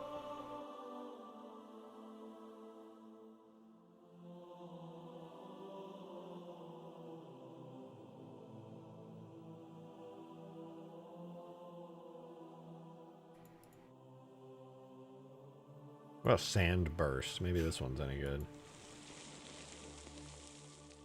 No, it's not. Gravel? Maybe gravel medium's good. A little bit too weak. I already did dirt. That was no good dirt. Dirt large was like... I have. Oh, what the fuck? Big metal crashes. Prepare your ears. This is the folder I was looking for all along. We could try big metal crashes. That's not bad. Let's give it a shot. It probably is going to sound terrible, but...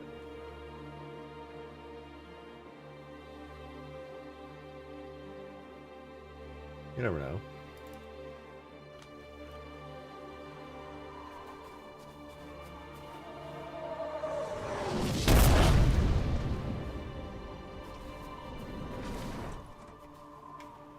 Let me get a little closer. I'm going to have to expand these sounds radius, but I'll get a little closer so we can hear it a little better.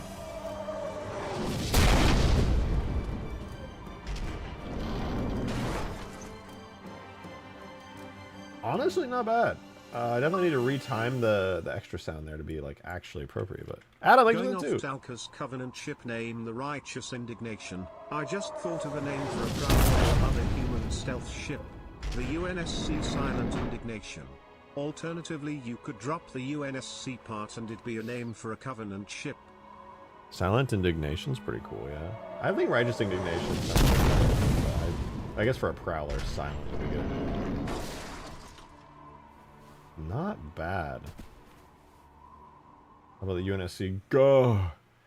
I am so tempted to just do a Gears of War reference and call it the UNSC Hammer of Dawn. I think that sounds so correct and in universe for a ship. The UNSC Cortana's feet. Oh, that's disgusting. How dare you? How dare you suggest that? Ew. Oh man, I want this sound, but I also don't want to change a core Havoc sound just to have a different radius. And no, I can't copy and paste it. Because if you listen to it from a distance over here, it's not great. You like straight up can't even hear the sounds of the doors unless you're like inside of it. Could be worse, I suppose. Turbo Sim, thanks for the 2, man. What about the UNSC Little Saint James? Okay. Yeah, they might have to say... I don't actually think I like that idea very much, to be honest with you. I suddenly am extremely opposed to that.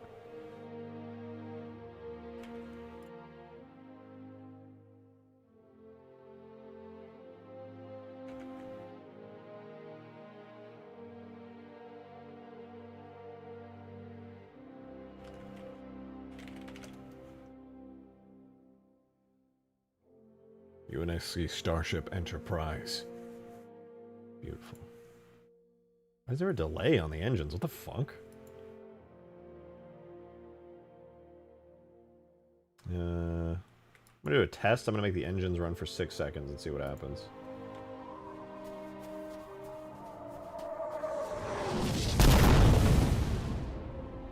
I didn't even add the engines to anything. I don't know what I was expecting to happen there. Right. Add an effect event. Engines at frame 0. I will not specify a marker. Thank you very much.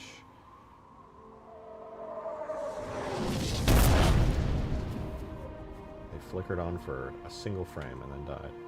Oh, because I gave them a delay. Duh.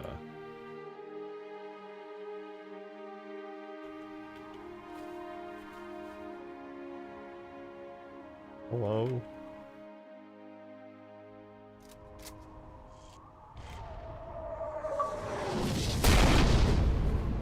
Thank you for the 2, Turbo Sim. Okay, well what about the UNSC Charlie Kirkinator? What? Me personally, I'm good. I think we could be a little bit more clever than that.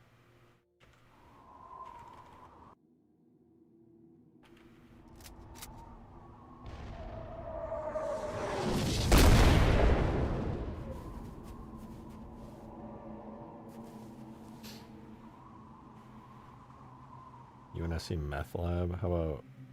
what's his face?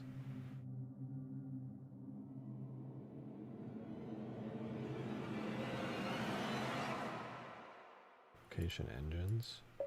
Is it just engines? Oh, it's just engines. Wow. Okay, well what about the UNSC George Droid? Okay, calm down there, pal. Calm down there, buddy.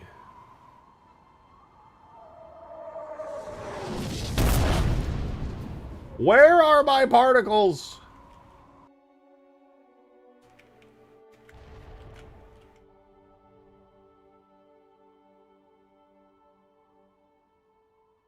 Am I not allowed to have particles because they're too high up?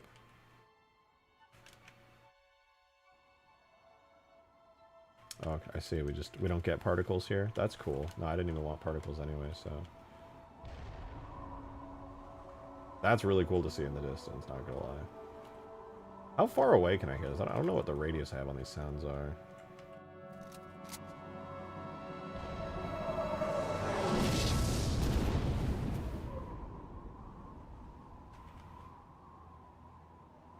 Where the fuck are my particles?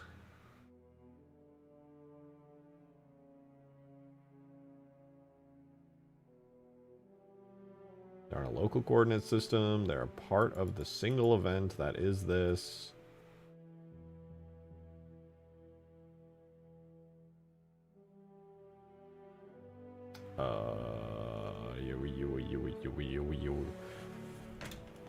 We're losing the plot. It's okay, Tombo. It's everything I expect to happen here.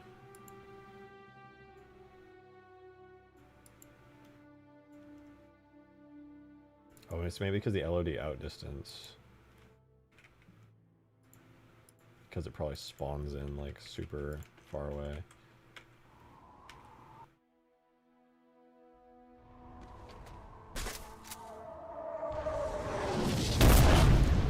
Where did the effect go? I just changed the LOD.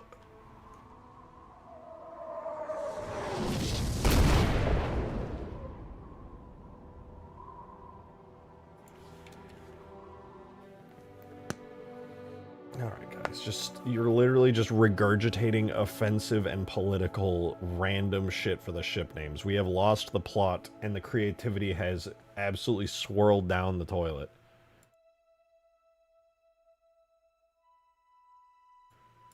What if I make them world-oriented? Would that somehow change something?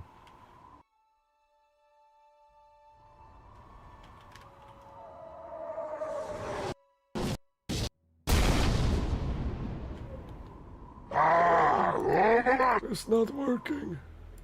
Unsk Hammer of Justice, also unrelated, but I just found a planet inhabited by robot animals. Wanna see? That's the plot to a PlayStation video game series. And also, yeah, I didn't know they had that kind of stuff in No Man's Sky. That's kind of dope.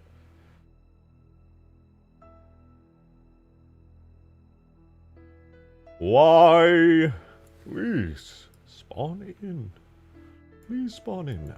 Please, if you... Please, spawn in now.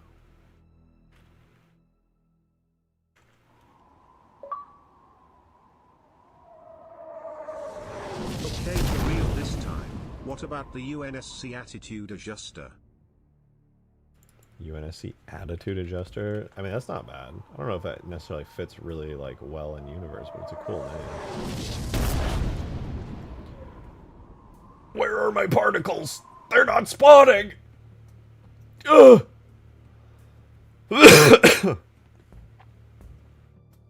Why? Why won't they just spawn in? Check DMs. God damn, guys, let me work on this! Everyone's sending me DMs! Shut the f— It's fine. I'm actually fine. That's not that I want to work. I don't want to work, it's fine. So why are you guys always sending me DMs? Just fucking post it in Discord. Your character looks crazy. What the fuck? The Green Machine. Oh, that's dope. Dude, Starfield will be like... Starfield's like, this is the most revolutionary thing we've ever done. No Man's Sky's like, yeah, we'll just add this in an update.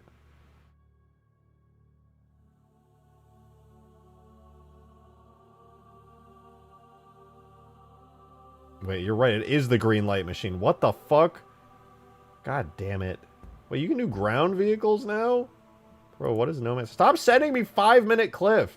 God damn it. Those are robots?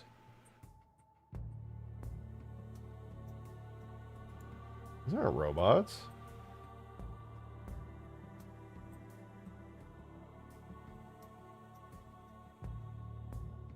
Where are the... That's the old video. Oh. UNSC Spirit of Soul. Spirit of Justice. Hammer of Law. I prefer Hammer of Dawn. Gavel of Retribution. That one goes pretty hard. Gate Smasher's cool. Siege Breaker. It's fire. Dragon's Fire is a little generic. I definitely think Gate Smasher, Siege Breaker, and Gavel of Retribution are the strongest there. I like those names.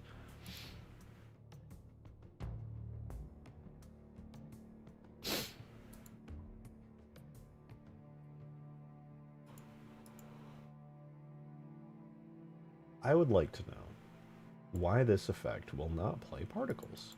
That seems a little silly.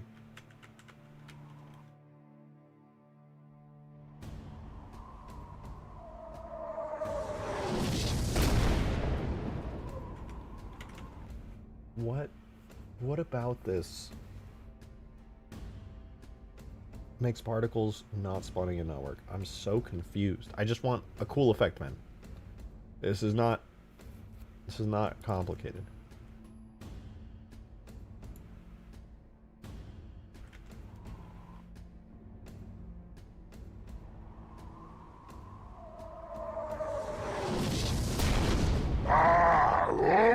Thank you for the 2 demon oof song. New 42-second clip with robot animals. Why didn't you have it in the first place?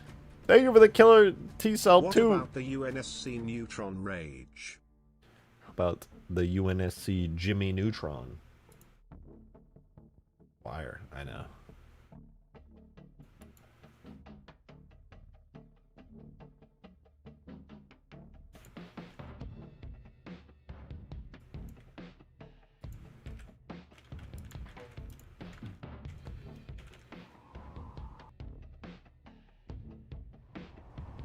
Oh, because you did ask me if I wanted to see it. I just always assume that you have it already.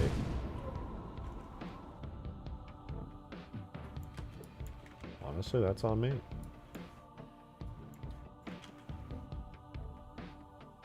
Am I tweaking right now? Why does this effect not have particles? Why am I... why is this not working?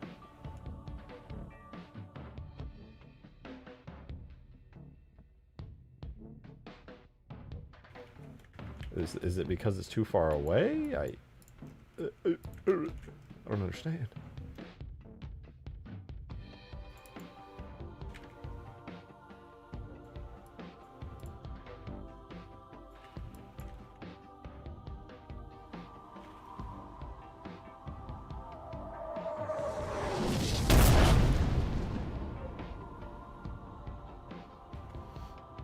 No Pillar of Autumn, but no Pillar of Fire? Do you mean Pillar of Summer? UNSC Aggressive Debugger. I'm currently piloting that vessel.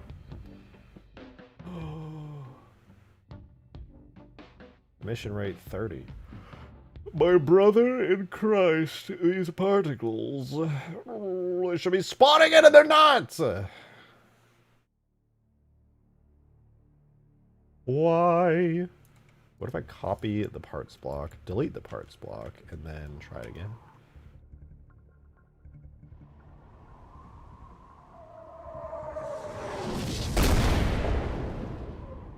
That didn't do anything. Okay, what if...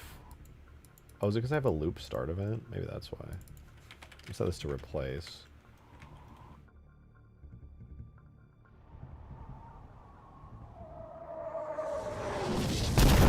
Still not it. I love the way it doesn't work.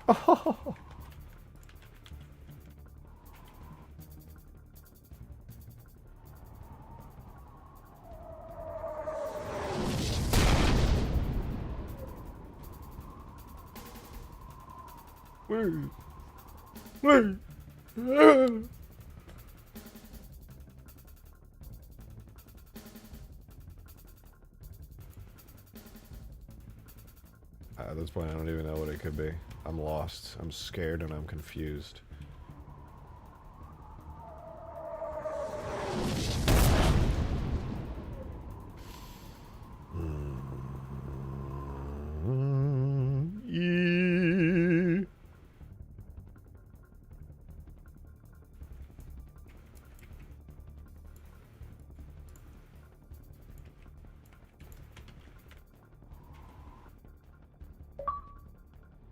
Thank you for the one didact. UNSC Castle Bravo. That does go kind of hard, not gonna lie, considering the nuclear test of the same name. I just want fire. It's only gonna turn on for like 3 seconds. Just give me some goddamn fire. Is that so much to ask for?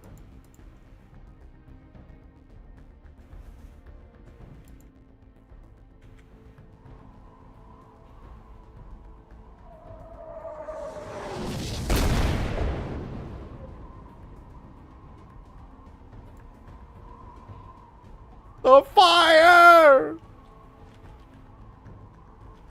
Whatever, I'll just leave it like this for now. Maybe it'll fix itself later because it makes no sense at all. Give me where. Given the coolness of this.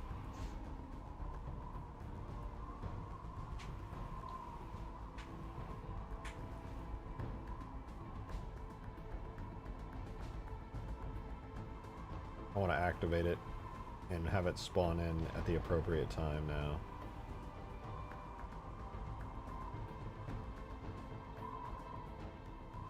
Gonna be fucking dope. This is gonna be hella sick, bro. Yeah. Okay, 1 second. I'm gonna go stand up and grab a snack real quick because I do be hungering. Give me just like a couple minutes. So I'm gonna see this one more time.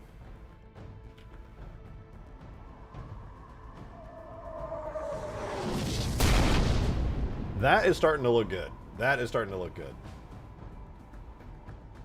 Okay, give me 1 sec, guys. I will be right back.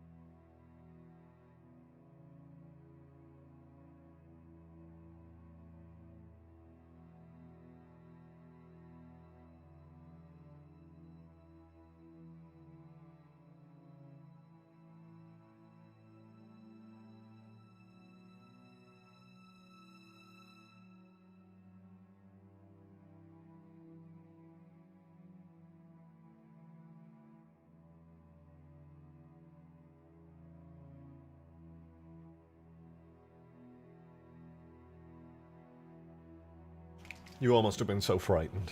The stream was so quiet for so long. Don't worry. Jump scared, jeez. Yeah, sorry I'm loud. I'm loud as fuck, dude.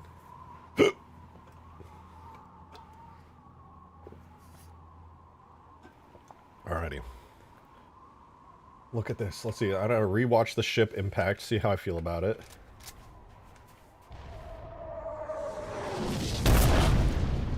It's not bad.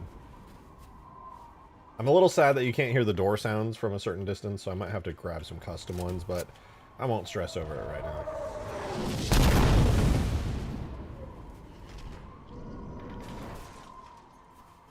That's not bad, though. It's not bad. I like the impact. Yeah, I think the impact's good. And then now I just really need to attach a vehicle to it, add it to the map scripts, and see how I feel about it. Get under it? I'm pretty sure I'll die instantly. Either that or it'll launch me at like 1,000,000 miles an hour. What the f... Why did I just teleport?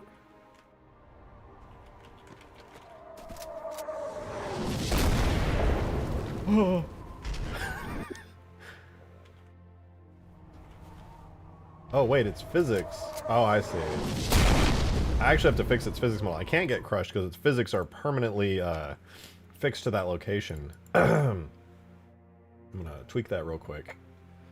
That's something I have to change on the model itself. It's because originally this was a vehicle, so I didn't need to actually attach the physics to the object. But now it's a fully animated thing, so every physics piece needs to be attached to everything. So it's all of that, plus Albatross, plus back, and that should, yeah, just leave the doors. So the way I'm going to do this, I'm going to go to the armature, and then I'm going to parent it to the main bone right there, and then hide those real quick.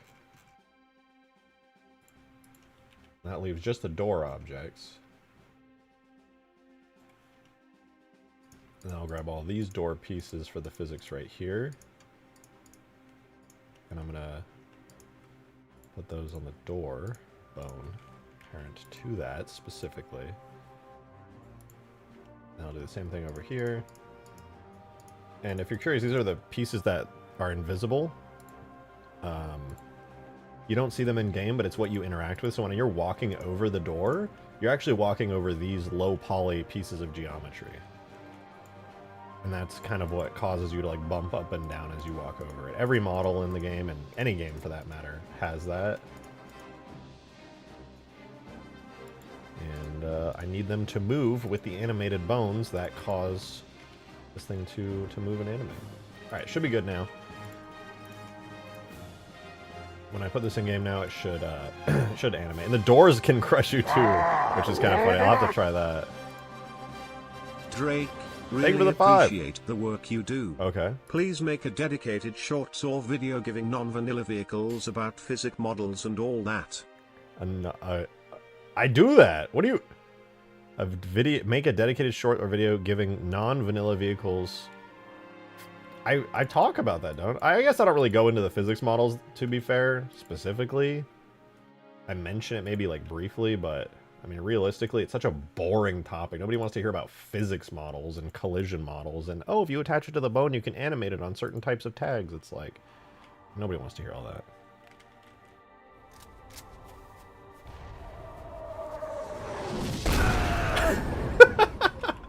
Yes, good, good.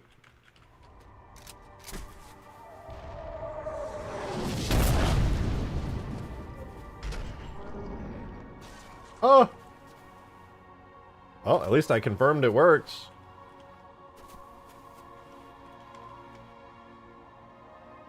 Drive a hog under it. Alright, let's see if I can do it fast enough.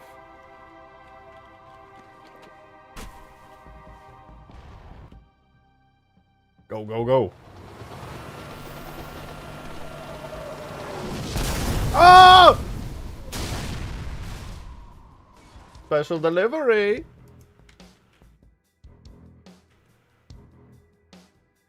Can I add a Lego Yoda death sound when someone dies? Green actually already did that once. He made a mod where that happened.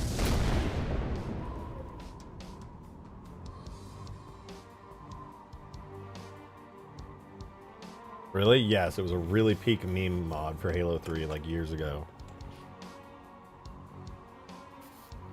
Where can I get it? He never released it.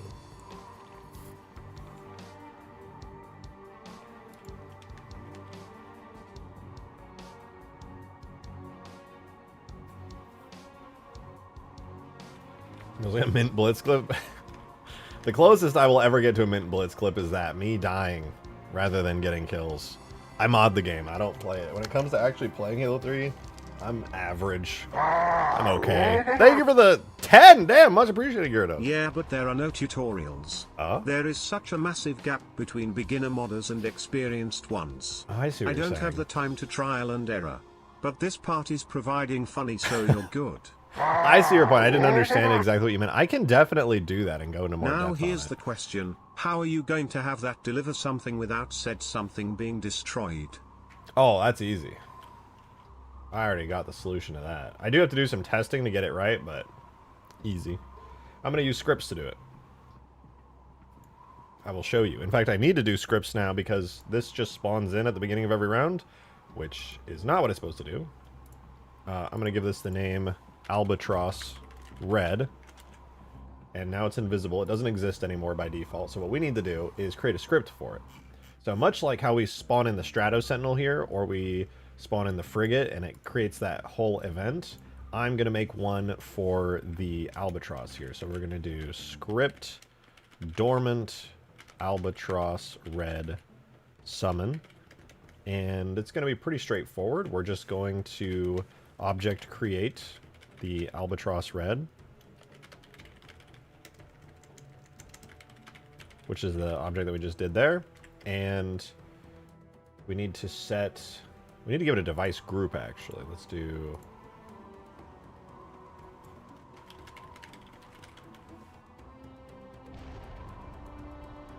I'll just call it Albatross Red as well, I guess.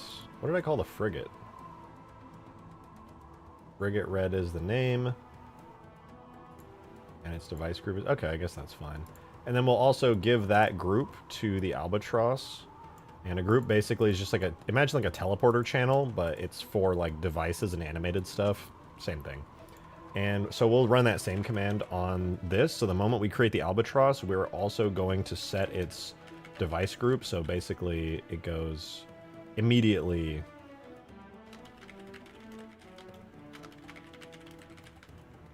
to full animation, which means it's just active instantly.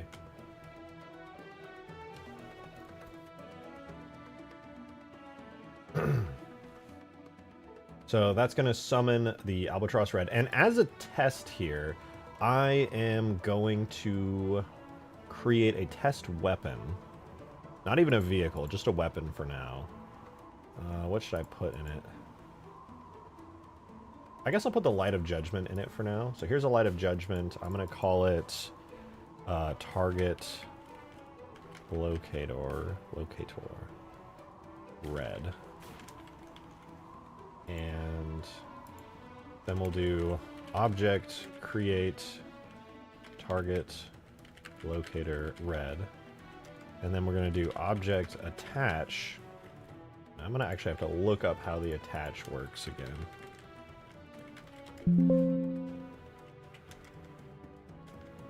Objects attach, so we would do the Light of Judgment, aka Target Locator Red, to Albatross Red, and then the string ID would be Cargo. So objects attach, Target Locator, empty string to Albatross Red, and then we want to use the Cargo marker on it that I put in Blender earlier. And then probably sleep for, what was it, 12 seconds is how long it takes for this to go down? No, 9 seconds. So I'm going to do sleep for 9 times, well, I'm not going to do 9. I'll say 7 seconds. We'll do 8. Sleep for 8 seconds, which 8 times 3 is 24, so 240 for the timer on it. And then we run objects detach And then detaches the given parent object. Detaches from the given parent object, the given child. I'm just going to have to figure out which one it is. But we're going to detach the target locator from the Albatross red. And then what I'm going to do here is when the dome goes down, normally it wakes the frigate script. Instead, I'm going to do Albatross red summon as the script that is awoken from that event. So let's make sure I haven't caused any scripting errors. And let's also not have this spawn automatically. Okay, we did get some errors. Let's see, what did we get? What did I screw up here? Not a valid object name target locator.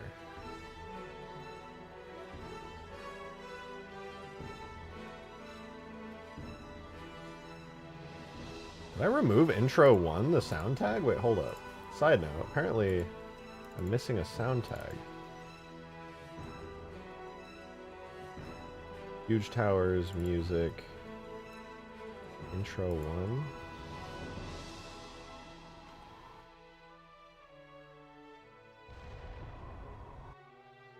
At line 227. When did I fuck that up?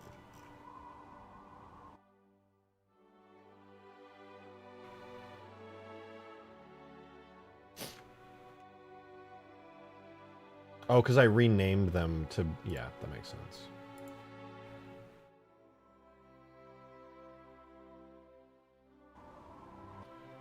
And then this is not a valid object name, target locator, blah, blah, blah. Whatever. Let's see.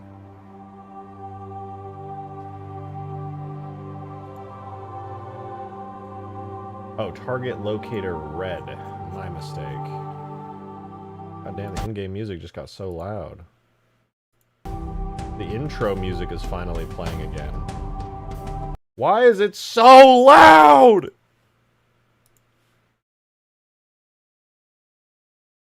Let's turn that down a little. Alright, so we're gonna attach the target locator red.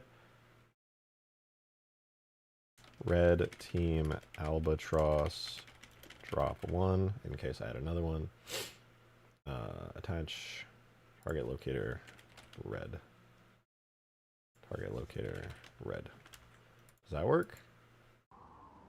Nice. Okay, scripts are good.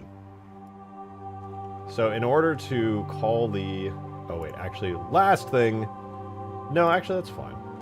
So let's take down the dome. The frigate will no longer come in now. That's a separate event. So now we should have, after having the dome go down over there, we should see the Albatross come down instead of having the frigate come in.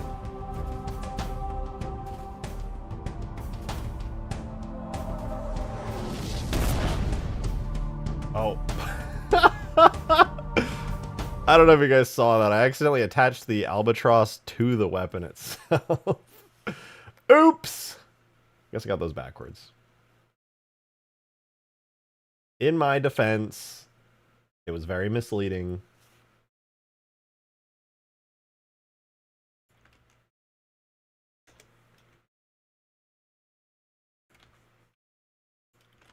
The way that it was written. All right, let's try that again.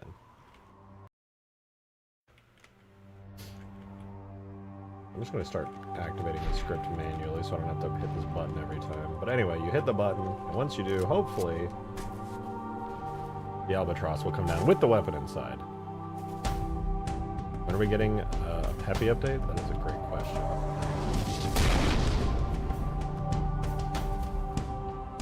Did it work? Is there a gun in there? There's a gun in there! Look at that. Beautiful.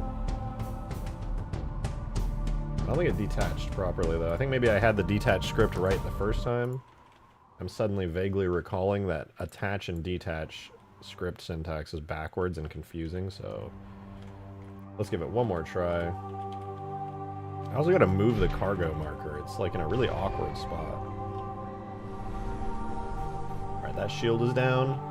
Then a voice line's gonna come on the radio. It's gonna be like, "We're sending you a target locator. Take it into the red Spire and fuck them up big style." Yeah. Okay, I do see a target locator in there. And I can pick it up. Why is it so tiny? What the fuck?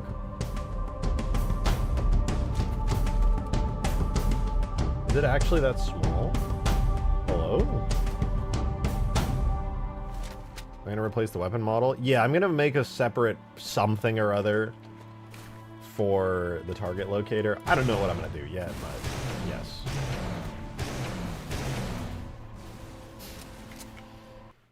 Are these textures made from the ground up? For what? What do you mean? What textures?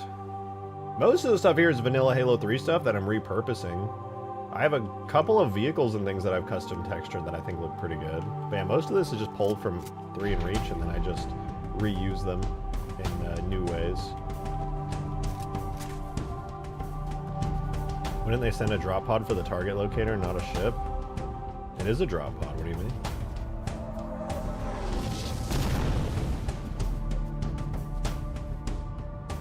No, I don't know what you mean. That's very clearly a drop pod. Will target locator be equipment like flare, red smoke? To be honest, I haven't decided yet. I just kind of wanted to have a placeholder for this before I actually made a proper one.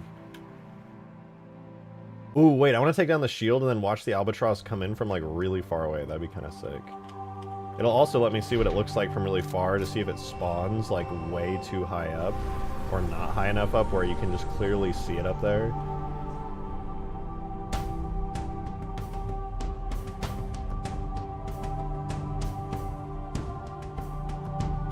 Oh fuck, I wasn't even looking at the right place. That's awkward.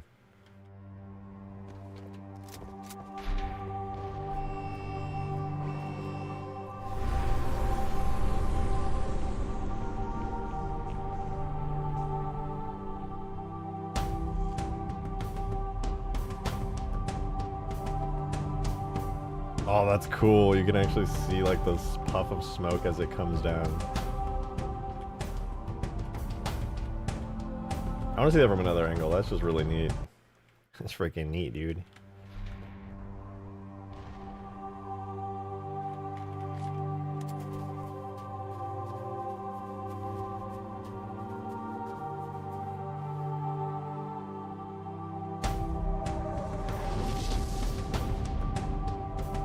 Nice. That's so cool.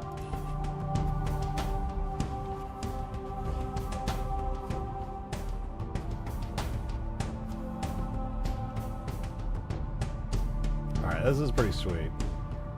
I'm liking this system so far. So that's blue base? Yeah, it's incomplete right now, but this is blue base. Blue base will end up looking identical to red base for the most part. I'm just finishing the Spire's logic and stuff on red base, and then once I have it all finished, I'm gonna copy and paste it over here to blue base, which is kind of naked right now. Do the shields have an effect? They don't EMP or anything. I wish I could do that, but it would EMP every vehicle. Right now, it's basically just, it blocks projectiles from the outside. That's about it. And it stands as an obstacle in your way to destroy the enemy's base. So you have to, you know, do that first.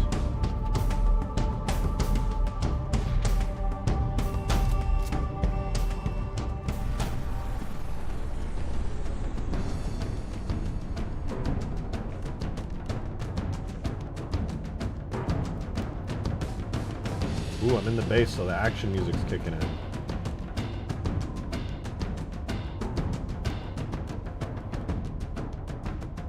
You know, let me change the type of weapon the target locator is.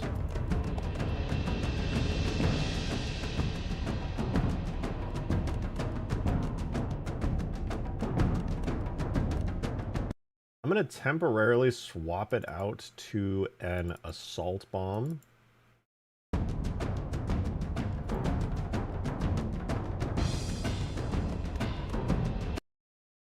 And then I'm going to use that in the scripts. Could the laser designator be used like a bomb so once the towers destroy, they stand around? Yeah, I could make that happen.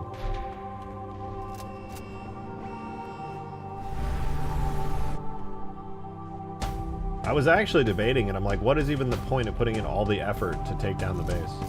Why is the lighting inside the Spire so bright? Because it's an object. I might be able to bake in lighting to it, because it is a scenery object now. I just haven't experimented with that yet. Looks like a render glitch. I mean, it essentially is. Here's there a little bomb? Can I pick it up? Yes. Okay, so this is my bomb. And I would need a teammate to deliver me to the Spire to blow it up.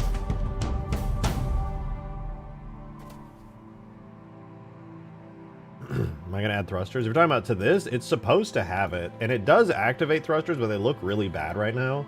They're supposed to look like the exact same thrusters that you see when you're actually flying this thing. Spires are not for you to objectify. Okay, well, I did, in fact, turn them into objects. I have objectified the Spires. And, you know, I guess that just makes me evil. I guess I'm just the worst. Alright. Red Team Albatross drop 1 looks pretty good, logic-wise. Very sound, pretty straightforward stuff. Does it look scary inside the Spire when the frigate shows up? Yes. Yes, it does. I need to get the logic for this working really quickly so I can summon the Spire, but yeah, it's very scary. Hello, viewers? Yeah, that's kind of crazy. I'm not really sure why, but I'm happy to see everybody here. I can show you the perspective of what it looks like when the frigate fires on you in the Spire, but first I'm gonna handle this. So let's go ahead and I'm trying to think of how I want to do this. I'm gonna create a new variable for both teams here.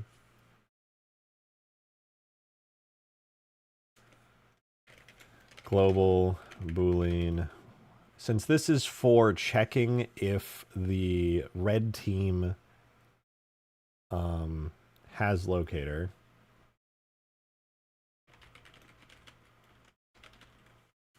And we'll have has locator blue as well. So this variable will be false by default. And as soon as the Albatross drops in here, I am going to set has locator red to true. And now that that's going to be set to true, I can put in another script below this that will be detecting red team read, detecting red team locator. And we'll just make it pretty straightforward. It'll be a continuous script that is called target locator red detect. Yay. And we're going to first wait until the has locator red variable is true. So basically this whole script will never, ever, ever run until the Albatross is summoned. Just keeps things optimized. So we're going to wait until has locator red is equal to true. And so that's just going to make it so the script literally doesn't even exist or do anything until the Albatross drops. So now, where's my music? I need music to work. Now we need to detect in the red team volume. Actually, I need to make a volume for this now. So I'll make an area here, a trigger volume in the Spire.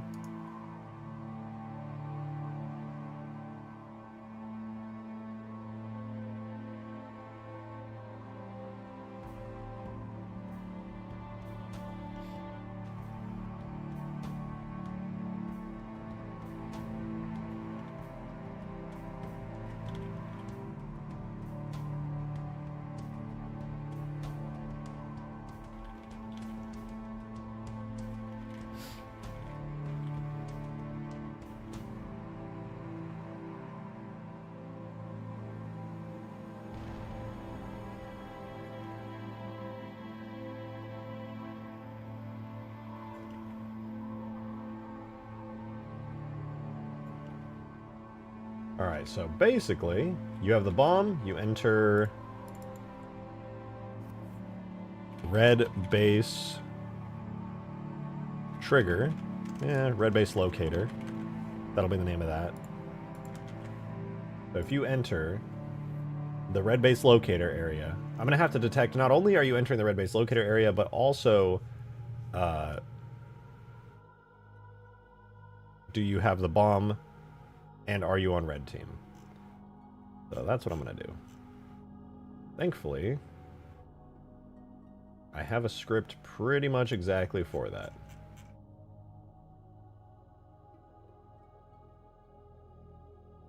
So we sleep until the locator is active, and then we just run this.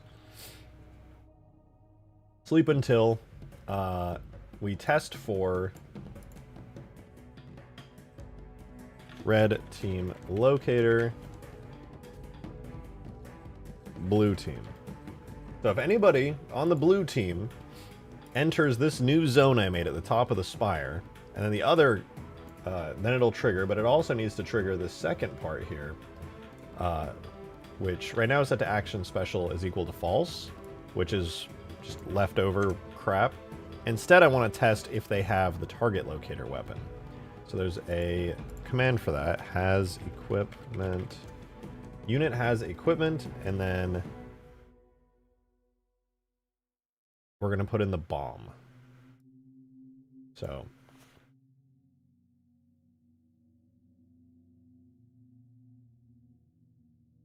let me see something really quickly. Unit has equipment. If the unit has equipment object.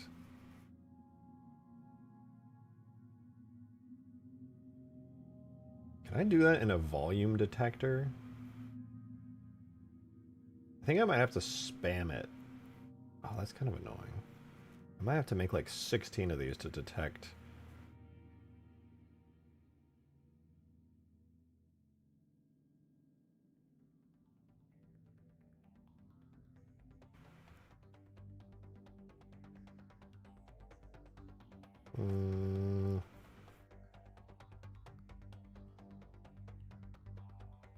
Okay, so we can detect if a blue team player is in yes, and then we can run unit has equipment, but I do have to specify the exact unit.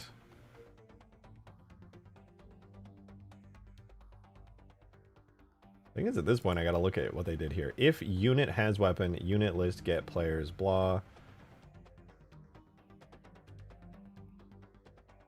The way that they did it is the most logical way for detecting a custom objective weapon, but it's so unoptimized, I really don't want to do it. I think I have to do it, though. I think I have to do it. Alright, fine. Fine.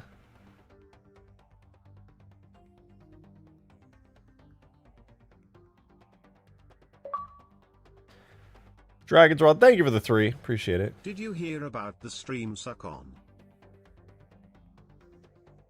What?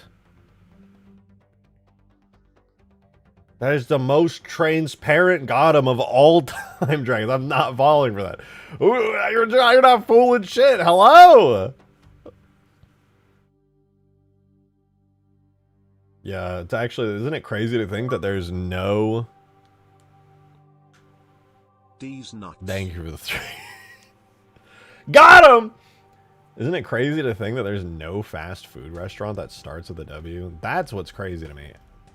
There's literally not a single fast food. There's like so many different ones and none of them start with a W. Crazy. Crazy. Wendy's nuts in your mouth! Got him, dude! Oh! God, I'm good at what I do.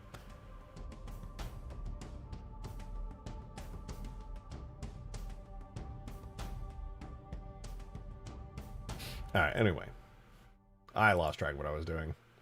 We just do an if unit has weapon, blah, blah, blah, blah, blah. Got tired of hearing you try to bait. I did it once! Hello? What do you mean got tired? Took one time and you were like, I'm just gonna give it to him.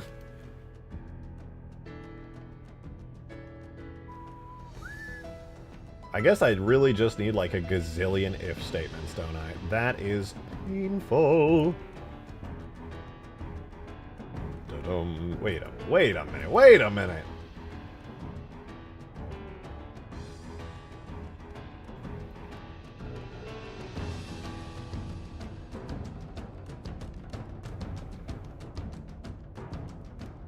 Oh, wait, I can do a unit has weapon. That's nice. Unit has equipment. for a particular object definition. There's also a unit has weapon. Wait, what? Returns true if they have the object as a weapon, false otherwise. What the fuck? That's sick. Nice. And I could just name it the exact weapon. W.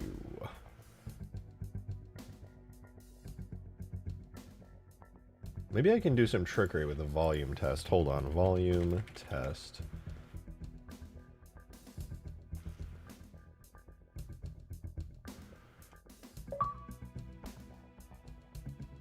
Thank you for the 3 dragons roll. Would be a good Chinese restaurant name. I'm not in. Thank you for the 3. I don't even know where that's going. I'm not interacting with that. You can't make me. I am not interacting with that. Why do these all return booleans? Ooh, wait. I can return an object list.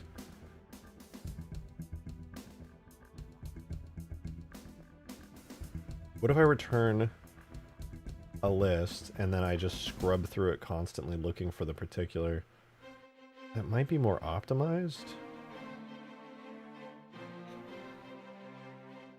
I guess it would essentially be the same thing, but just running through a for loop. Thank you for the 3 dragons raw. Walk on. These nuts. What? Wait, what? What kind of a gotem is that? Looks like a reverse gotem. You're telling people to walk on your nuts. Hello? Hello?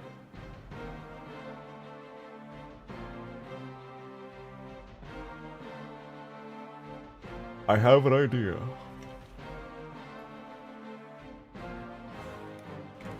I have an idea. Are you going to SawCon later this year? I got... Thank you for the 2. Suck on these nuts. Ah! Volume return objects.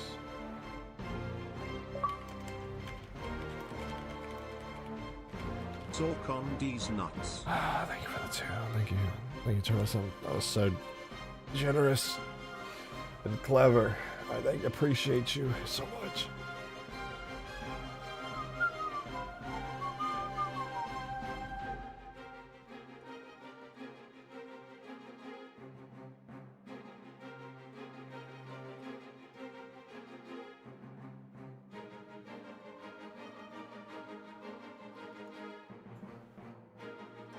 We're going to do the following. Volume return objects.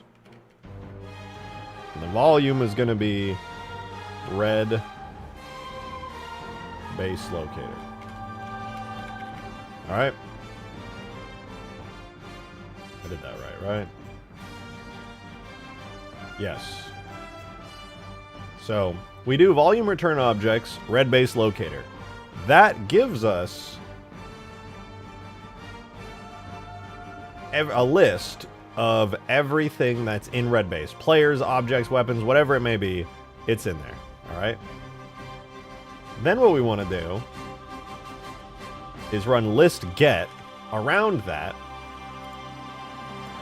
And then list get is going to let us get a particular number from that list of objects, whether it be the first one at 0 all the way up to 255 or whatever the hell is the maximum.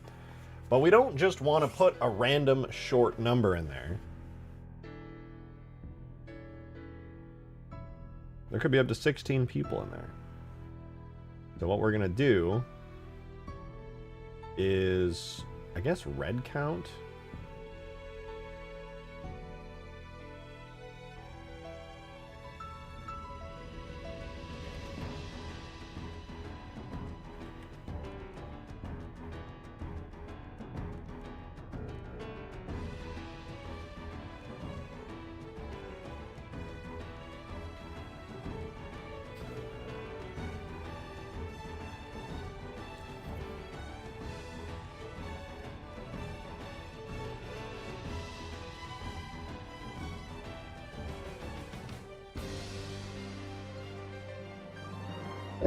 Oh my god, that... Yo, Sollife, thank you for the 20! Thanks Huge! for keeping Halo alive. Buy yourself some nuts to snack on. Shut the... Thank you for the... Thank you for the huge 20. I really do appreciate it. It's very generous of you. The 2117. I'm not gonna snack on any motherfucking nuts. All these fucking D's nuts, D's this, D's that. I don't give a fuck. Everybody's fucking trying to get me with Gothams, dude. I've lived my whole life. I've lived through the past decade as an adult. I know what to prepare for.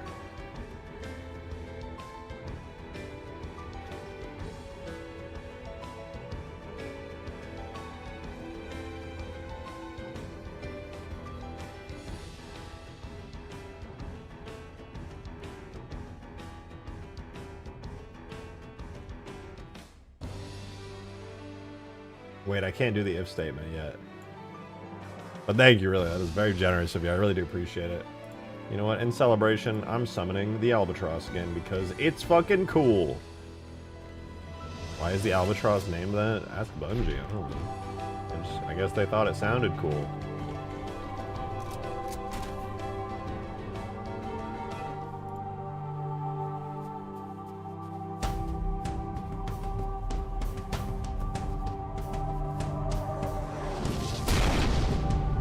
Maybe it is a little slow. From the front, that looked kind of goofy. I think it should come in even faster than that.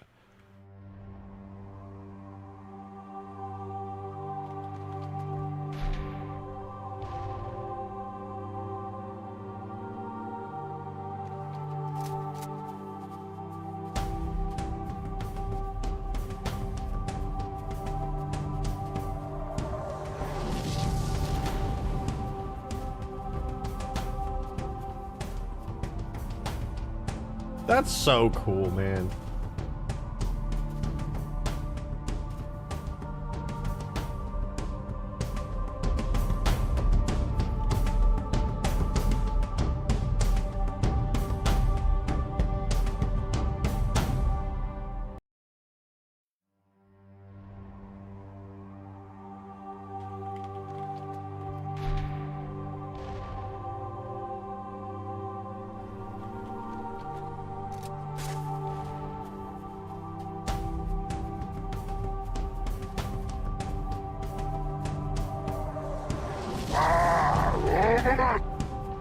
Thank you for the 2 Epic Gaming Credits. Buy the Halo 2 soundtrack CDs? I don't think so. I had like the Halo 2 Legendary Edition, Halo 2 Special Edition, whatever it was called, the one that came in the silver crate box thing.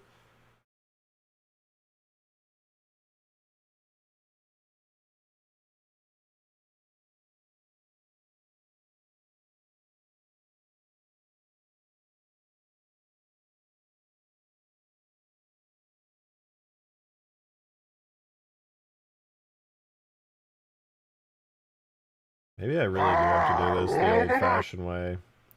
I have this clever idea, but it's... nuts. Got 'em. Fuck! Thank you for the 2. Thank you. Thank you so much. I appreciate you.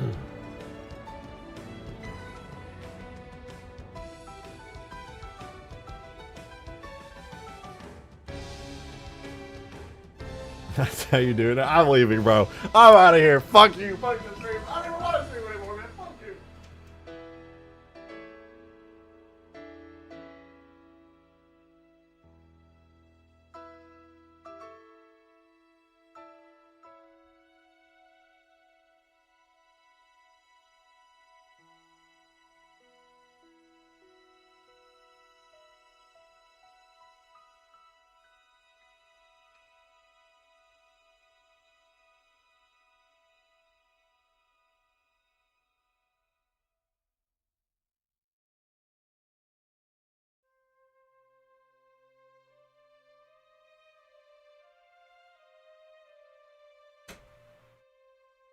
Freaking stink, man. You just freaking stink.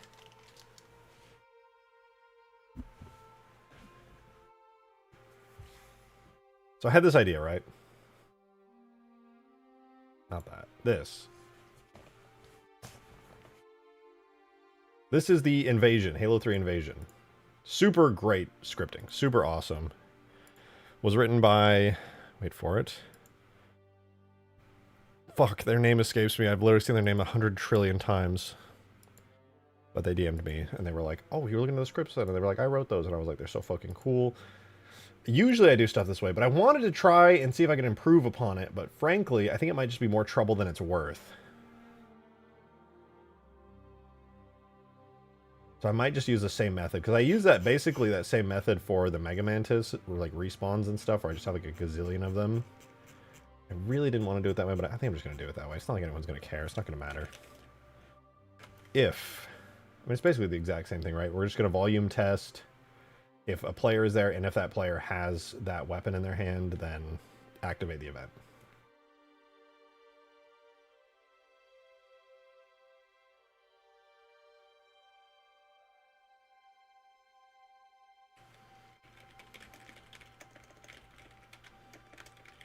Wait, wait. Pause. Wait, you can volume test objects. I misread that.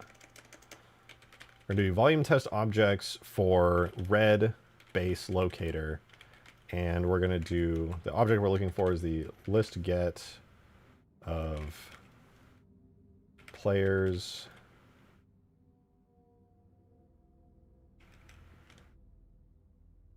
zero to begin with, anyway.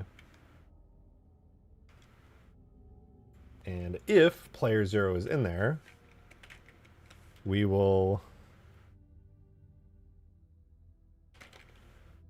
I guess we could just do an and, right? I don't think that's going to hurt anything. We do if and volume test players get player 0 and unit has weapon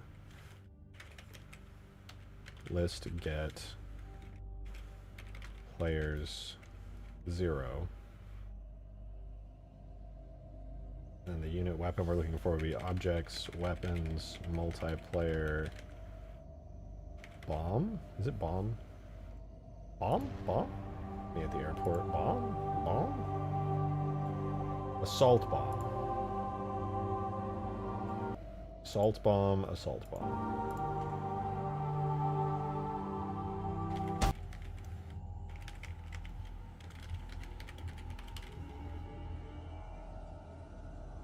Okay.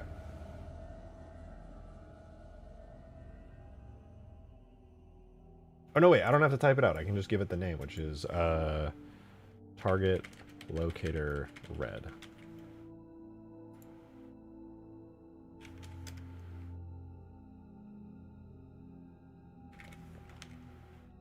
Make an ambient phantom fly over the map. I'm debating doing interesting stuff like that just to see how well they would work in multiplayer. I think it'd be kind of cool just to have stuff flying by. Might confuse players, though, to think it's another player in a phantom. I did want to do an intro sequence, potentially, where everybody's loaded into the back of a Pelican at the start of the match, and it, like, flies you in. That'd be kind of sick.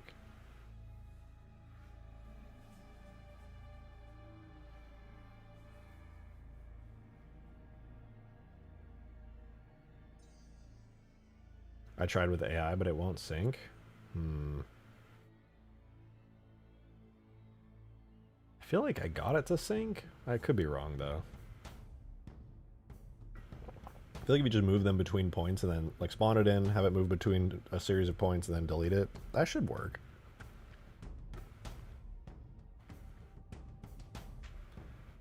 Anyway, begin. I'm just going to, as a test, print target locator detected.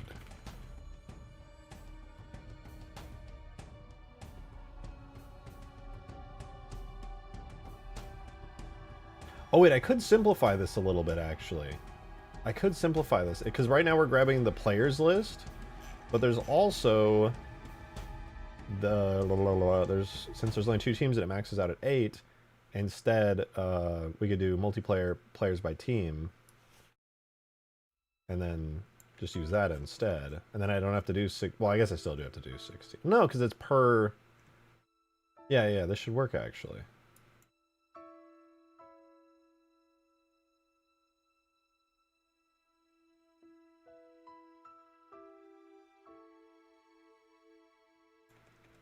Yeah, just instead of list get player 0, multiplayers by team red. Wait. Right? No, this is blue team.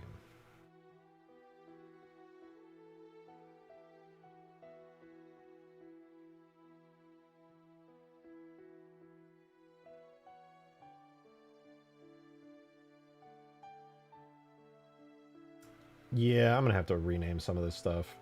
That's okay though. But we're looking for a blue team person in the red base.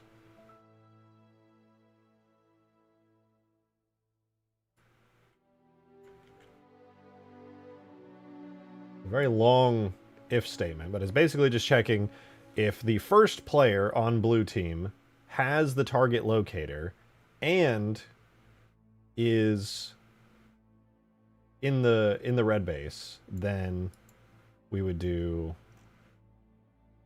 frigate red activate.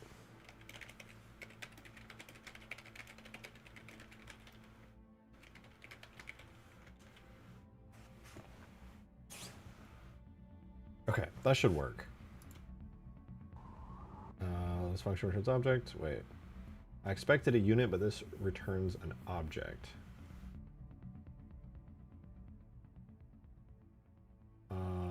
At line 208. I must have missed a parenthesis somewhere. If a unit has weapon, let's and.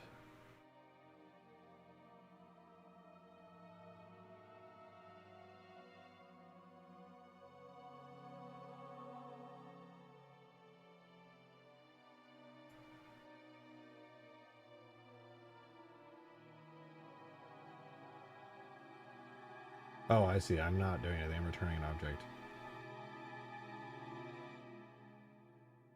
So if I volume test objects...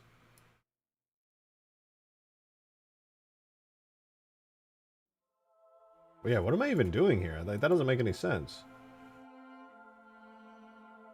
No, that does make sense. Wait, who am I kidding?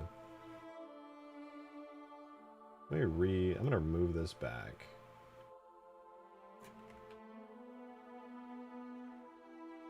If unit has weapon, player by team, multiplayer, team blue. Okay, let's try that. We'll remove the and really quickly. Does that work? I expected a unit, but this returns an object. Oh, I see. This is an easy fix.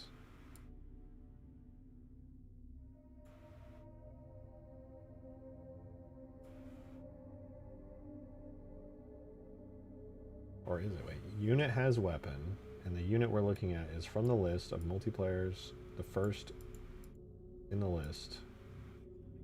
Why is it returning an object?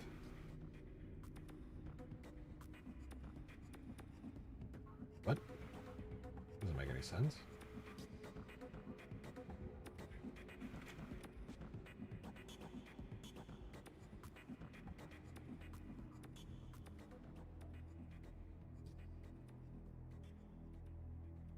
Pelicans is a great idea for another future map. You already put effort into the vault doors opening and such, and let's not... Oh, that's true. Nobody would ever be able to appreciate that at that point. Expression is empty at line 211. What?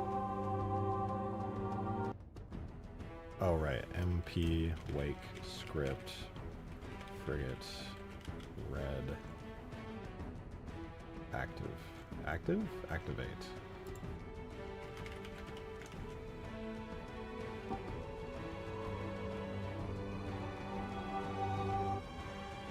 I expected a unit, but this line returns an object. 208.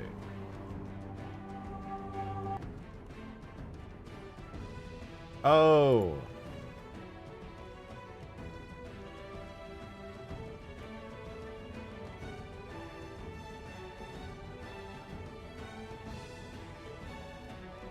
I was being dumb. I need to return a boolean.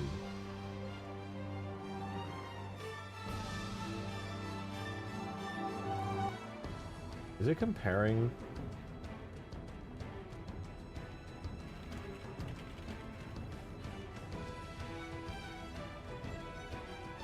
Returns true if the unit has object as a weapon, false otherwise. Yeah, no, that doesn't...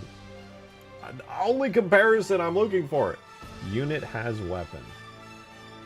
What is the unit? This is the unit. The weapon. Target locator red. This is not rocket. Look, they even use it here. If unit has weapon. Oh, wait. Did they have to wrap it in unit?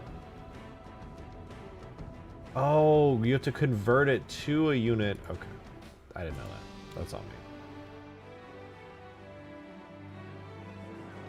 I didn't know it returned it as an object. Oh, wait.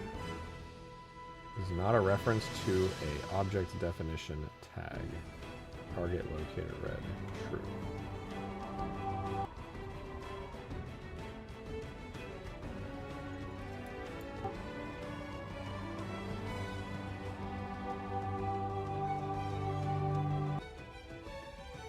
They have it like that. Yeah, they're literally flag invasion. Oh, no, because flag invasion is an object definition. That's so cool that you can do that, by the way. I'd never seen anyone do that before. I'm going to also do the same, but... I didn't know you could do that until I read those scripts. That's so fucking neat.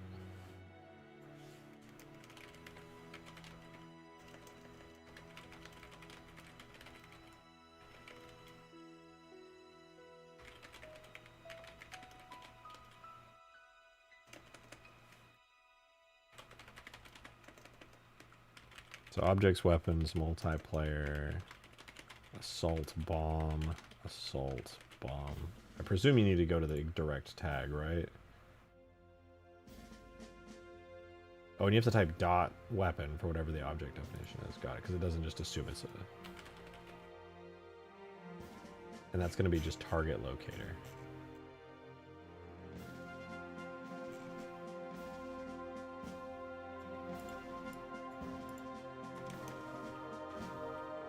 Come on, compile. It compiled! We did it!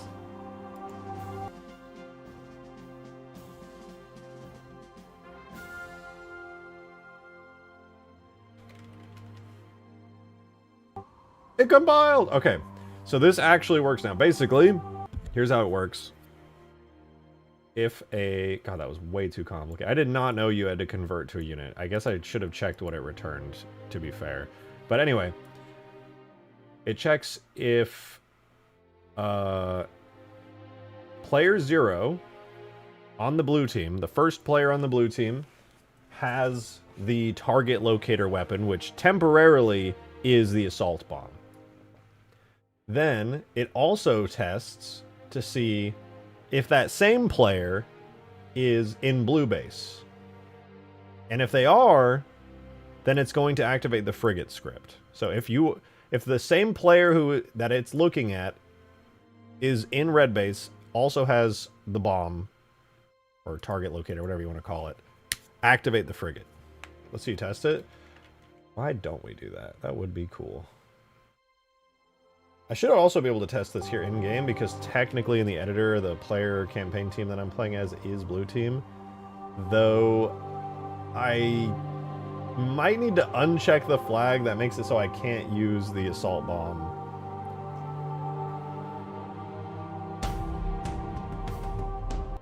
I'm going to temporarily edit it to make it a little easier, because obviously you can't carry a bomb with you. So I'm just going to switch that up real quick. I'm going to...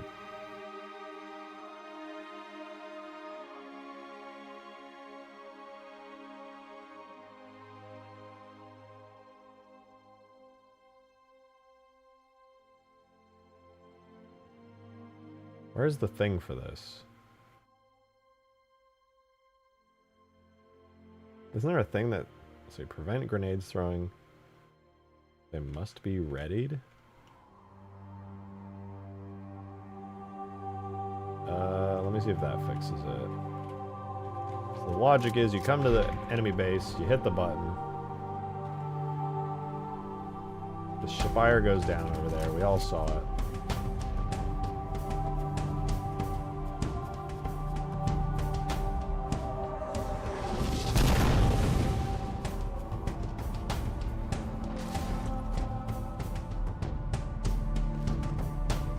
Okay, now I can carry the bomb with me.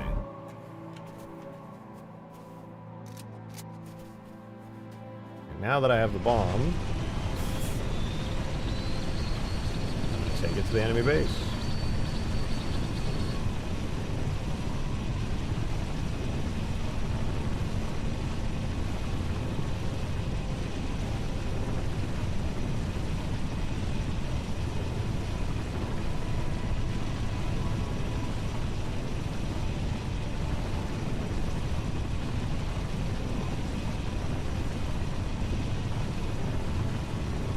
Script only checks for the first player on blue team at the moment, but since I am the first player on blue team, this should work. Oh, I'm raiding. The music's kicking in.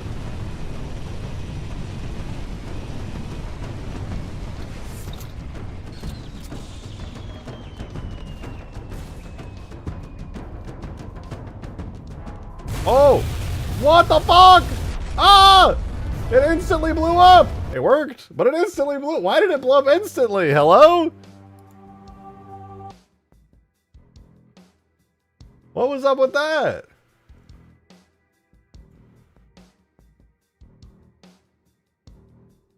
It worked.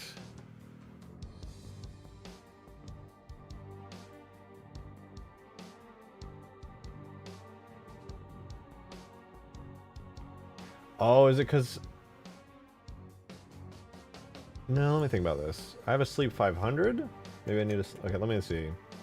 So, create frigate, update the music, sleep for 5, action specials on music is good. Create the frigate, sleep for 700. After sleeping for 770. Damage section, Spire, top death. Yeah, what? What?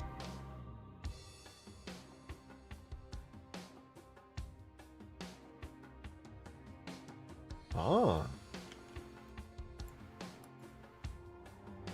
I'm confused.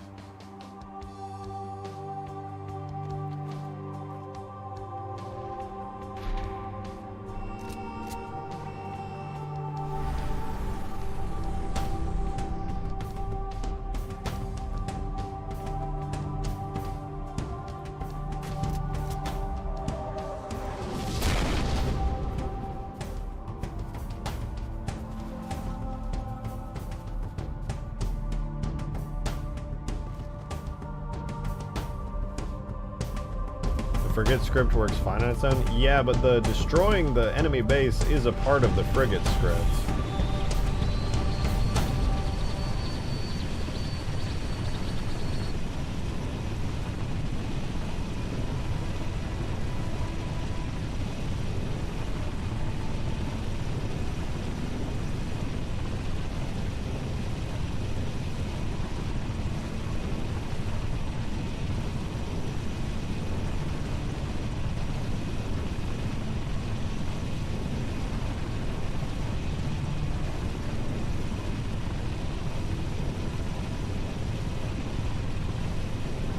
Oh, the music's kicking in. I'm raiding the base.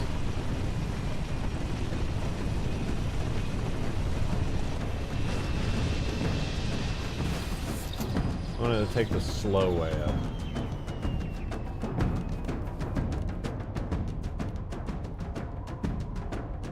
But as soon as I enter through the top here, it should immediately cause the target locator to be recognized. Okay, music start frigate. Why did it blow up instantly?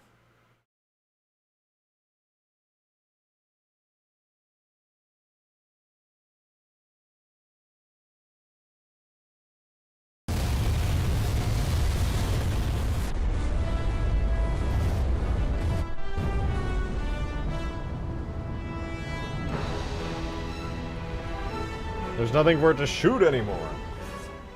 And I'm dead. It just instantly exploded.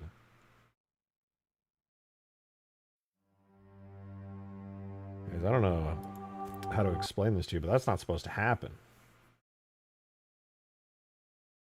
It's supposed to, get this, not instantly die and explode violently.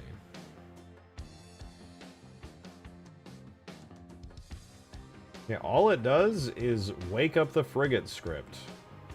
Maybe it's because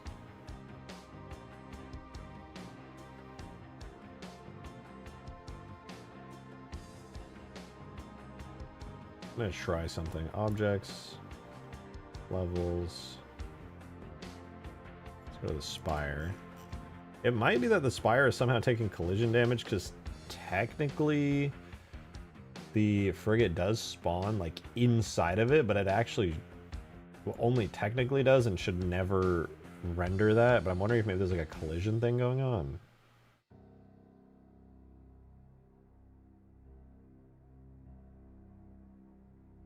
Is the bomb still set to explode? No, the bomb's not even exploding. It's just checking if I have the bomb in my hand. It's not putting it down or anything.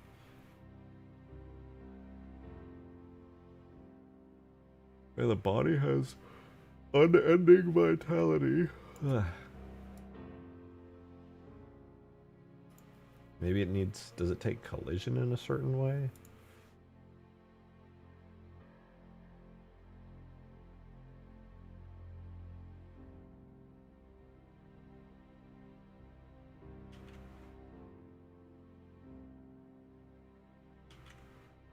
I'm gonna check if it's collision damage.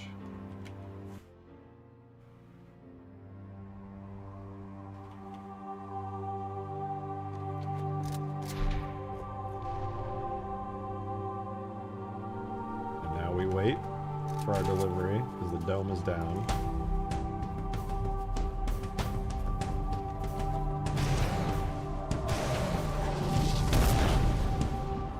Special delivery.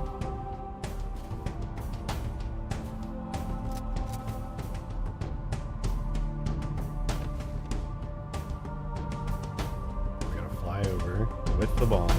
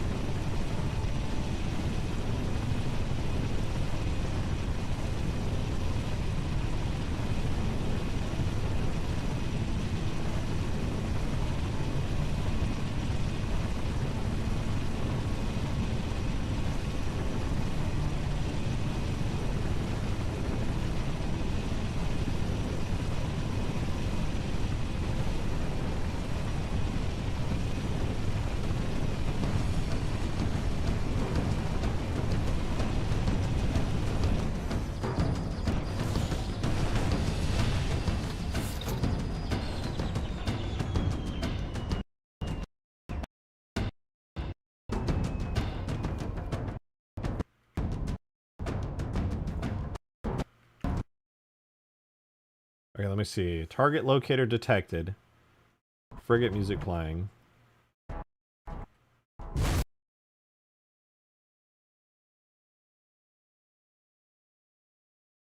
It played Oh. I was just dumb. I understand.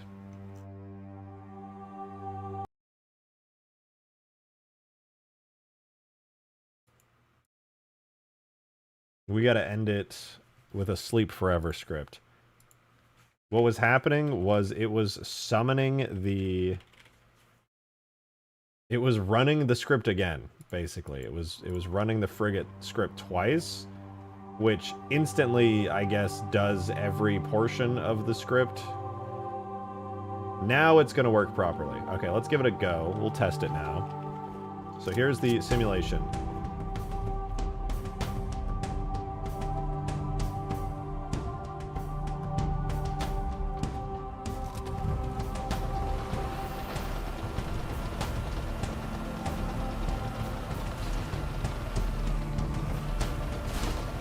Chill time, guys. We're gonna drive across the map real quick. We're simulating, we're emulating what it could really be like.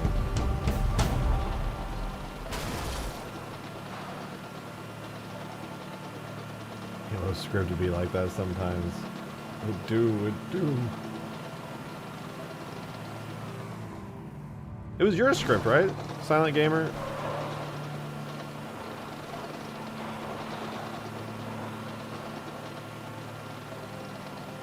Correct? Okay, I thought it was you, but I didn't want to misspeak and say your name wrong. ADHD's a bitch sometimes. Better safe than sorry. Like I felt like I saw the shape of the word that was your name in my head, but I was like, if I say it wrong, I'm gonna be really embarrassed. You can simplify the check for your bomb? Can I? I'm just checking if player on... I'm just checking if, what is it, blue team player is in the volume and if they, have the weapon. Can I simplify it further? I do need to copy and paste it 7 more times. MP object belongs to team red bomb, red team, wait. Oh yeah, I do need to do that. That's a good point. That way the other team doesn't pick it up.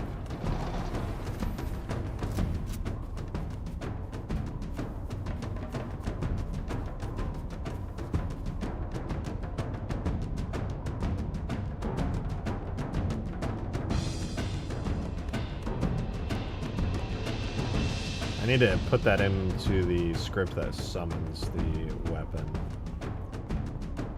And blue team can't carry the bomb. So I need to check for the weapon, not the team carrying it. True, but there's going to be 2 of them. And each team is going to have one, and it's going to have the same object definition for both. So I figured probably this was the most sensible way to do it.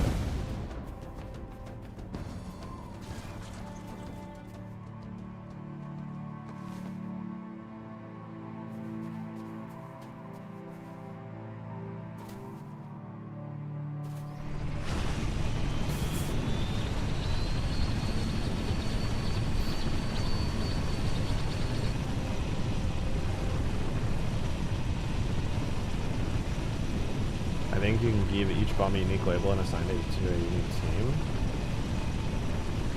Can I do that? I thought it took object... Well, I'll have to check. I tried to give it the name of a object weapon in the map that was like a named object, and it didn't take it. Maybe I did it wrong. I'll double check. But yeah, if I could just detect an actual map object weapon, that would be ideal. Oh shit. That I did not see coming.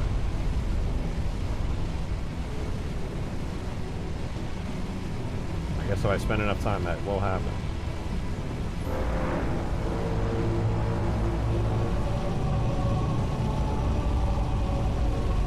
Bro startles me all the time. Did you make that a random event? Yeah, it just happens every 3 to 8 minutes.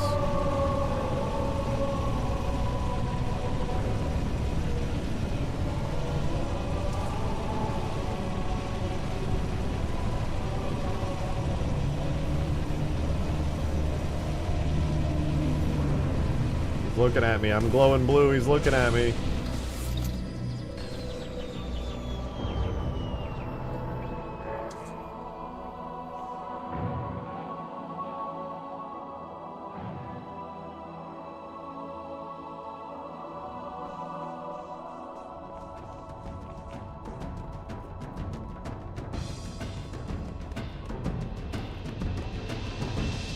Hello? Oh, I'm so dumb! Ah!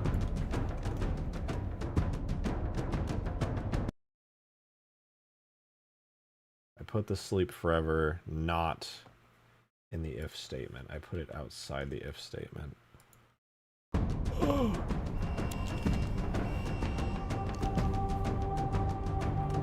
Why did I do that?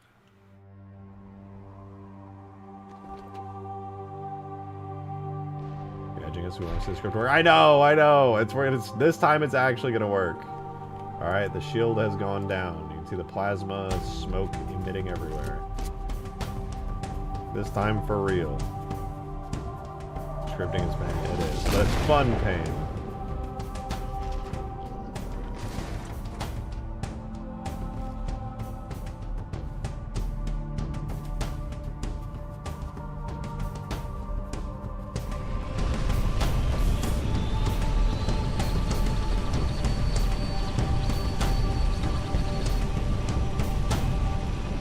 Almost there. Alright, this time we will finally get the target locator trigger correctly.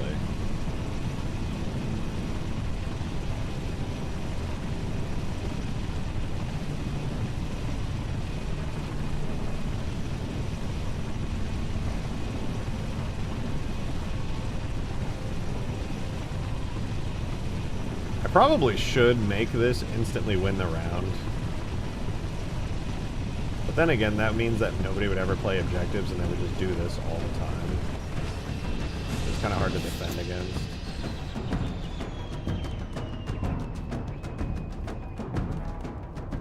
Alright, nice. It activated.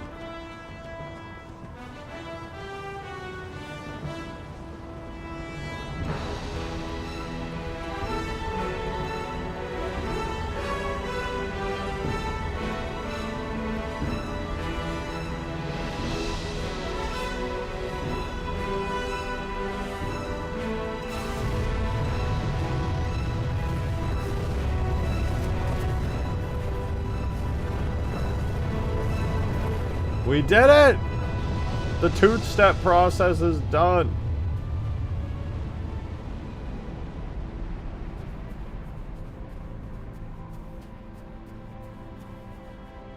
It's beautiful. Obviously, we need an actual target designator weapon, and it would be fun to drop a vehicle in the Albatross as well. Well done, thank you. Now I do need to see if that works in multiplayer. I know the frigate section does. The Albatross is basically a copy and paste of that, so all of this realistically should just work. Less of a noticeable lag spike. Where did you animate the destruction? I have not animated the destruction yet. I'm still using the physics-based destruction. I'll probably animate the destruction tomorrow. I don't feel like doing all that because I got to make a whole new rig and do set up regions and test a bunch of stuff. It's a lot. So much snow, terrible flight conditions. True.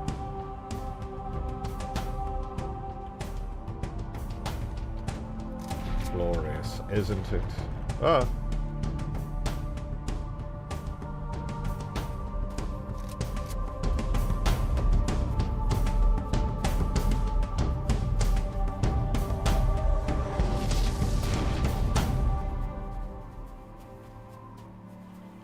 I'd like to make the door opening animations a little nicer. Right now the animation feels a little too simple still. I want to add some detailing to it. Maybe have like these wiggle and rotate around or something, like, you know, shake a little bit. There needs to be some kind of impact feel. Trouble is, it's just such a solid chunk of an object. There's not really a whole lot of animated bits on it.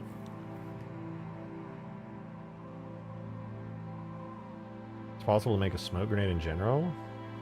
Yeah, smoke grenade's possible, for sure.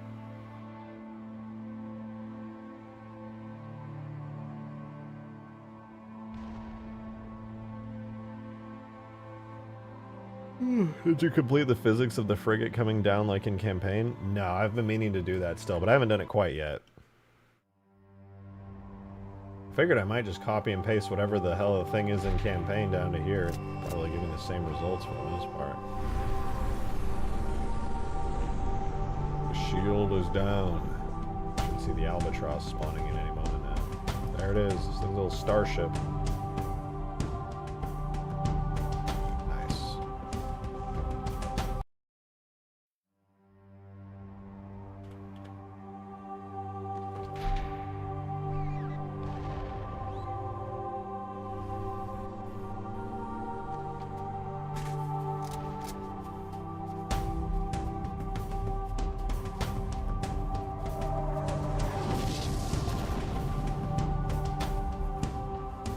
That's so cool, man! Doors need to clunk open with dust effect. Yeah, I even made markers for like the door opening clunk effect, but I don't even like where the door animation is at now. I kind of wanted all the doors to fall apart separately. Maybe we'll tweak that a little. Let's tweak that a little bit. Let's add a little bit of character, a little bit of personality to this. Because right now, why would every door open separately? This thing just fell from orbit. You think the doors are intact enough to open in a natural, normal way? Absolutely not, no.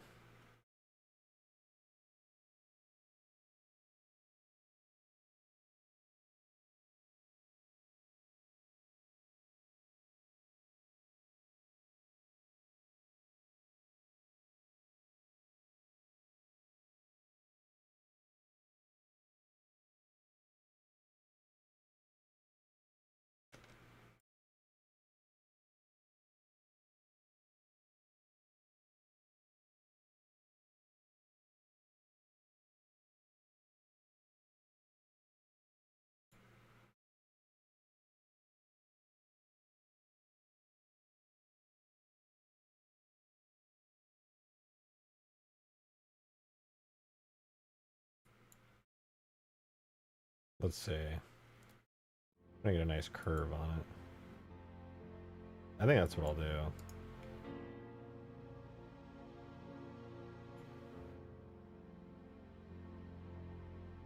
Quintic might be a bit much for the others. How about like cubic?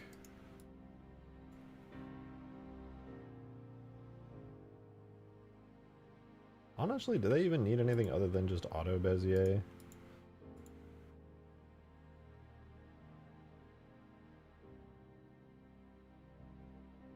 I'm gonna do quadratic. See what that looks like.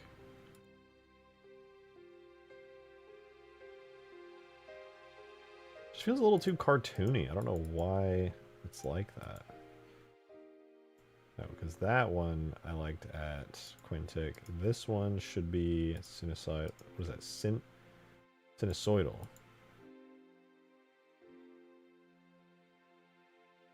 I don't know. Let's give that a try. Not sure if it helps, but would the script for that be similar to the script for the Dornsey that attempts to open but fails and breaks into multiple parts? It might. I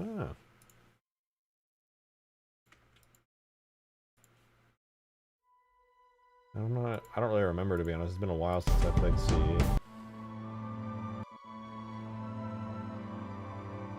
Wait, why did I exported the model? That was not the move. In fact, I probably broke it because of that.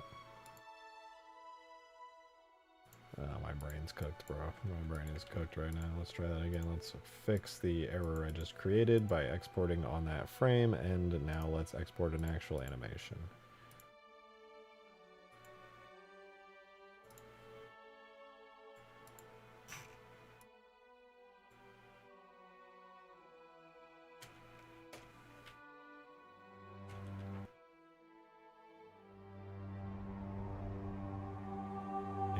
Actually, since I'm now testing this, let me just add this to the startup.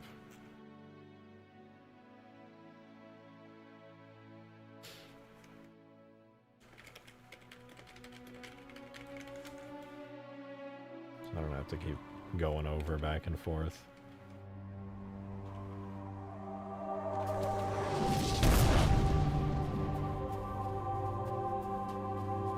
That, while not perfect, is better.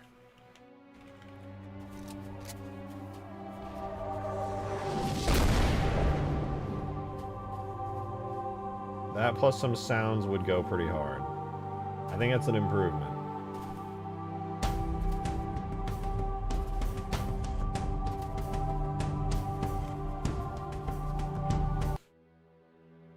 Might I suggest they bounce up a tiny bit? That's a good idea.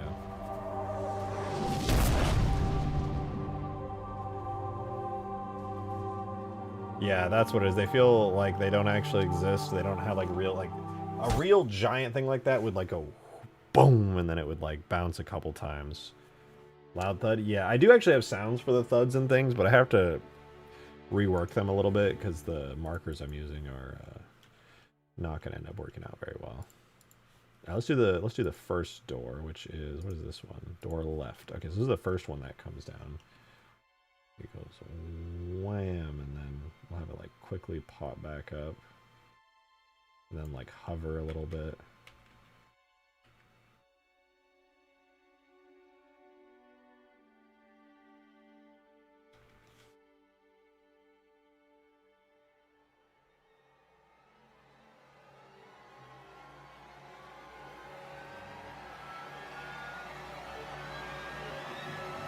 Ew.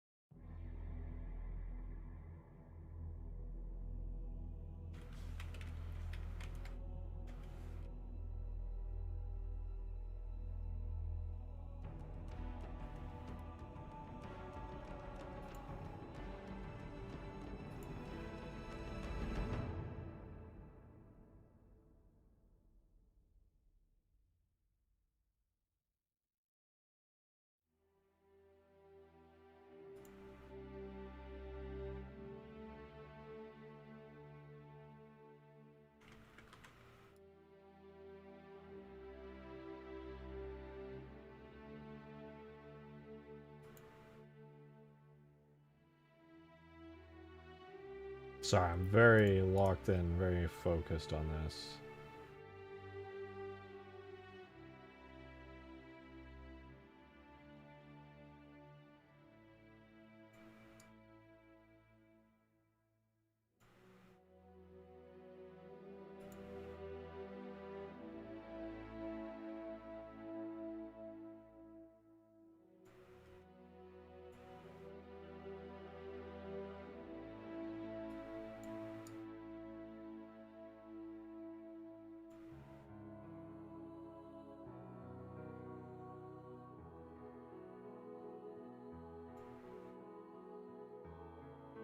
Goes up. Oh, I got this backwards. I see why it was weird.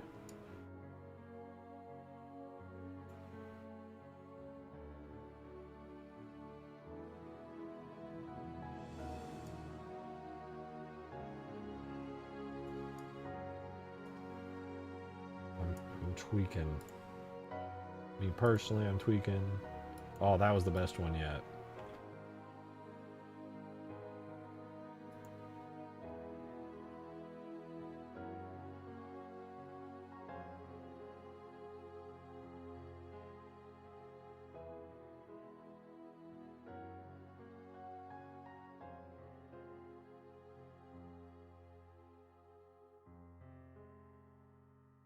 Is it a Snowbatross? No, but I think it will be in the end.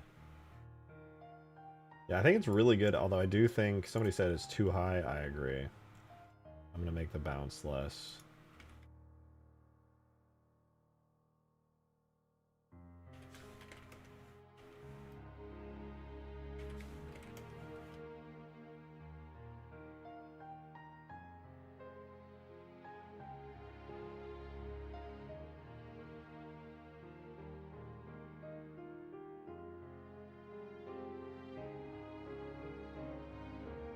That's not bad.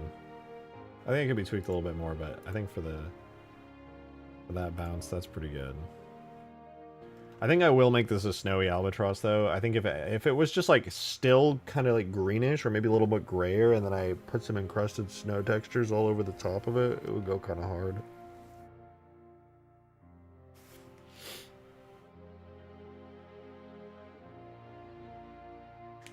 Use the pipe drop meme sound effects for the doors. I have a sound. It doesn't really sound like the pipe drop, but it does have a sound.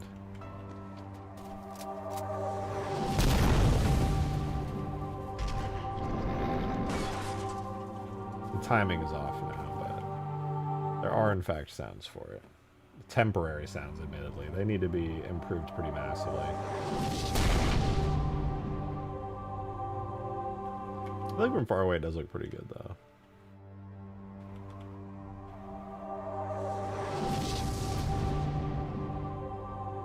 It's very reminiscent of that cutscene where the pelican comes flying in and crashes.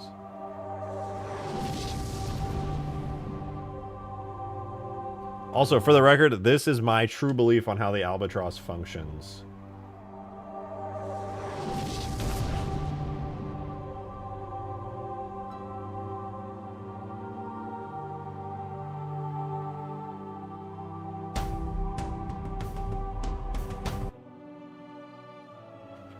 Like a drop pod chip? Exactly.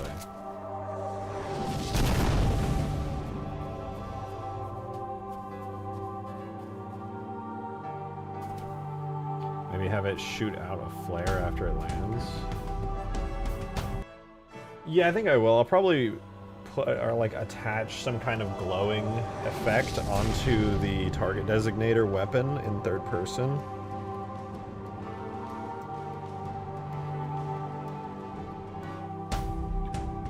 I'm just really satisfied watching this thing come down. It looks so cool.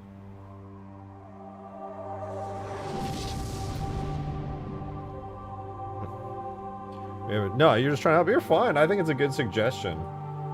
In my head, I'm just imagining something a little more like HUD-esque. Not literally a part of the HUD, but like maybe something a little video gamey, like a little glowing like ring kind of emitting from it with maybe like a little glowing like line kind of coming out of it at the same time. Little just boom, boom, kind of like a ping that grabs your attention that's glowy. Maybe it would be better to do the flare smoke, though. It'd be more, like, in-game lore accurate, so to speak.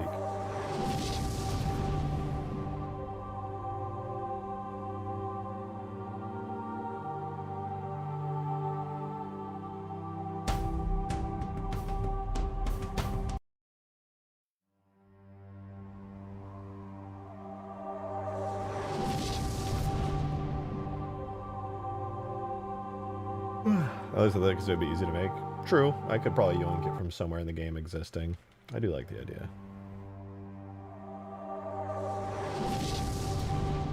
It's cool as fuck, man!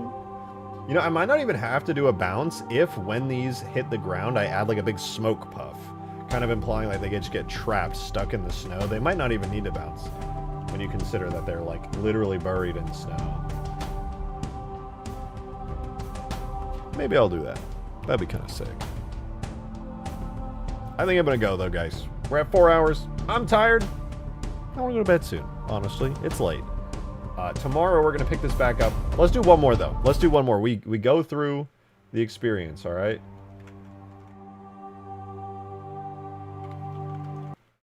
Let's do one last one and then before we head out. So step 1. We activate the Spire shield takedown. Spire goes down. Step 2, we will get a radio call saying something, and that radio call is letting us know that our orbital support is on the way. This gets delivered to our base. Clunk, clunk, clunk. And we grab ourselves temporarily it's an assault bomb, but eventually it'll be a custom weapon, target designator, beacon thingy, I don't even know, but something like that. And then normally you won't be able to fly a weapon or a vehicle with it. Maybe you will, fucking I don't know. I think you should be able to. I'll probably make it the kind of weapon that you can just hold in your hand and just stow away with. But anyway, you grab it, you pick it up, fly away. And you gotta take it to the enemy's base. And if you take it there, we'll do the thing.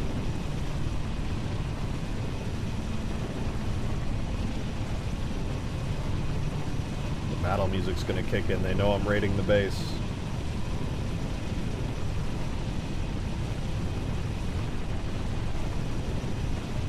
Here it comes. Alright, I've got my target designator. Let's mark this location. Location is marked. They got the memo. Gotta get the fuck out of here, man.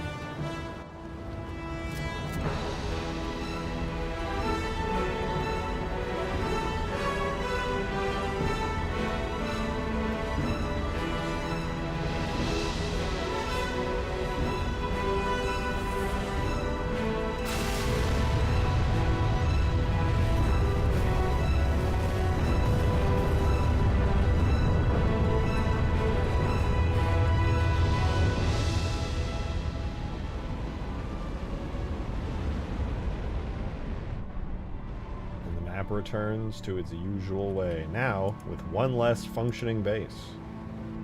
Alright.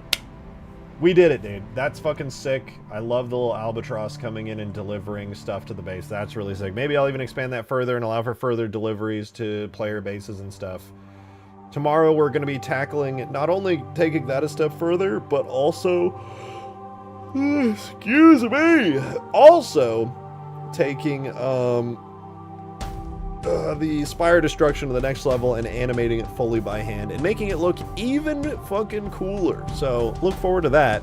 I'll see you guys tomorrow though. I'm heading out. Thank you for a fantastic stream. I really enjoyed myself. Appreciate all the support as usual. It means the most. Join the Discord server if you're not. I don't know. Follow me on Twitter. Subscribe. If you're not subscribed and you're watching, you're honestly shocked, but consider subscribing. All right, I'll see you guys tomorrow, 6 p.m. Central Time. Be there or be square. I'll be live streaming Giant Spire Destruction Part 2, except this time it's fully animated and looks even cooler. Until then, hope you guys have a wonderful, wonderful rest of your night. Bye-bye. Bye-bye.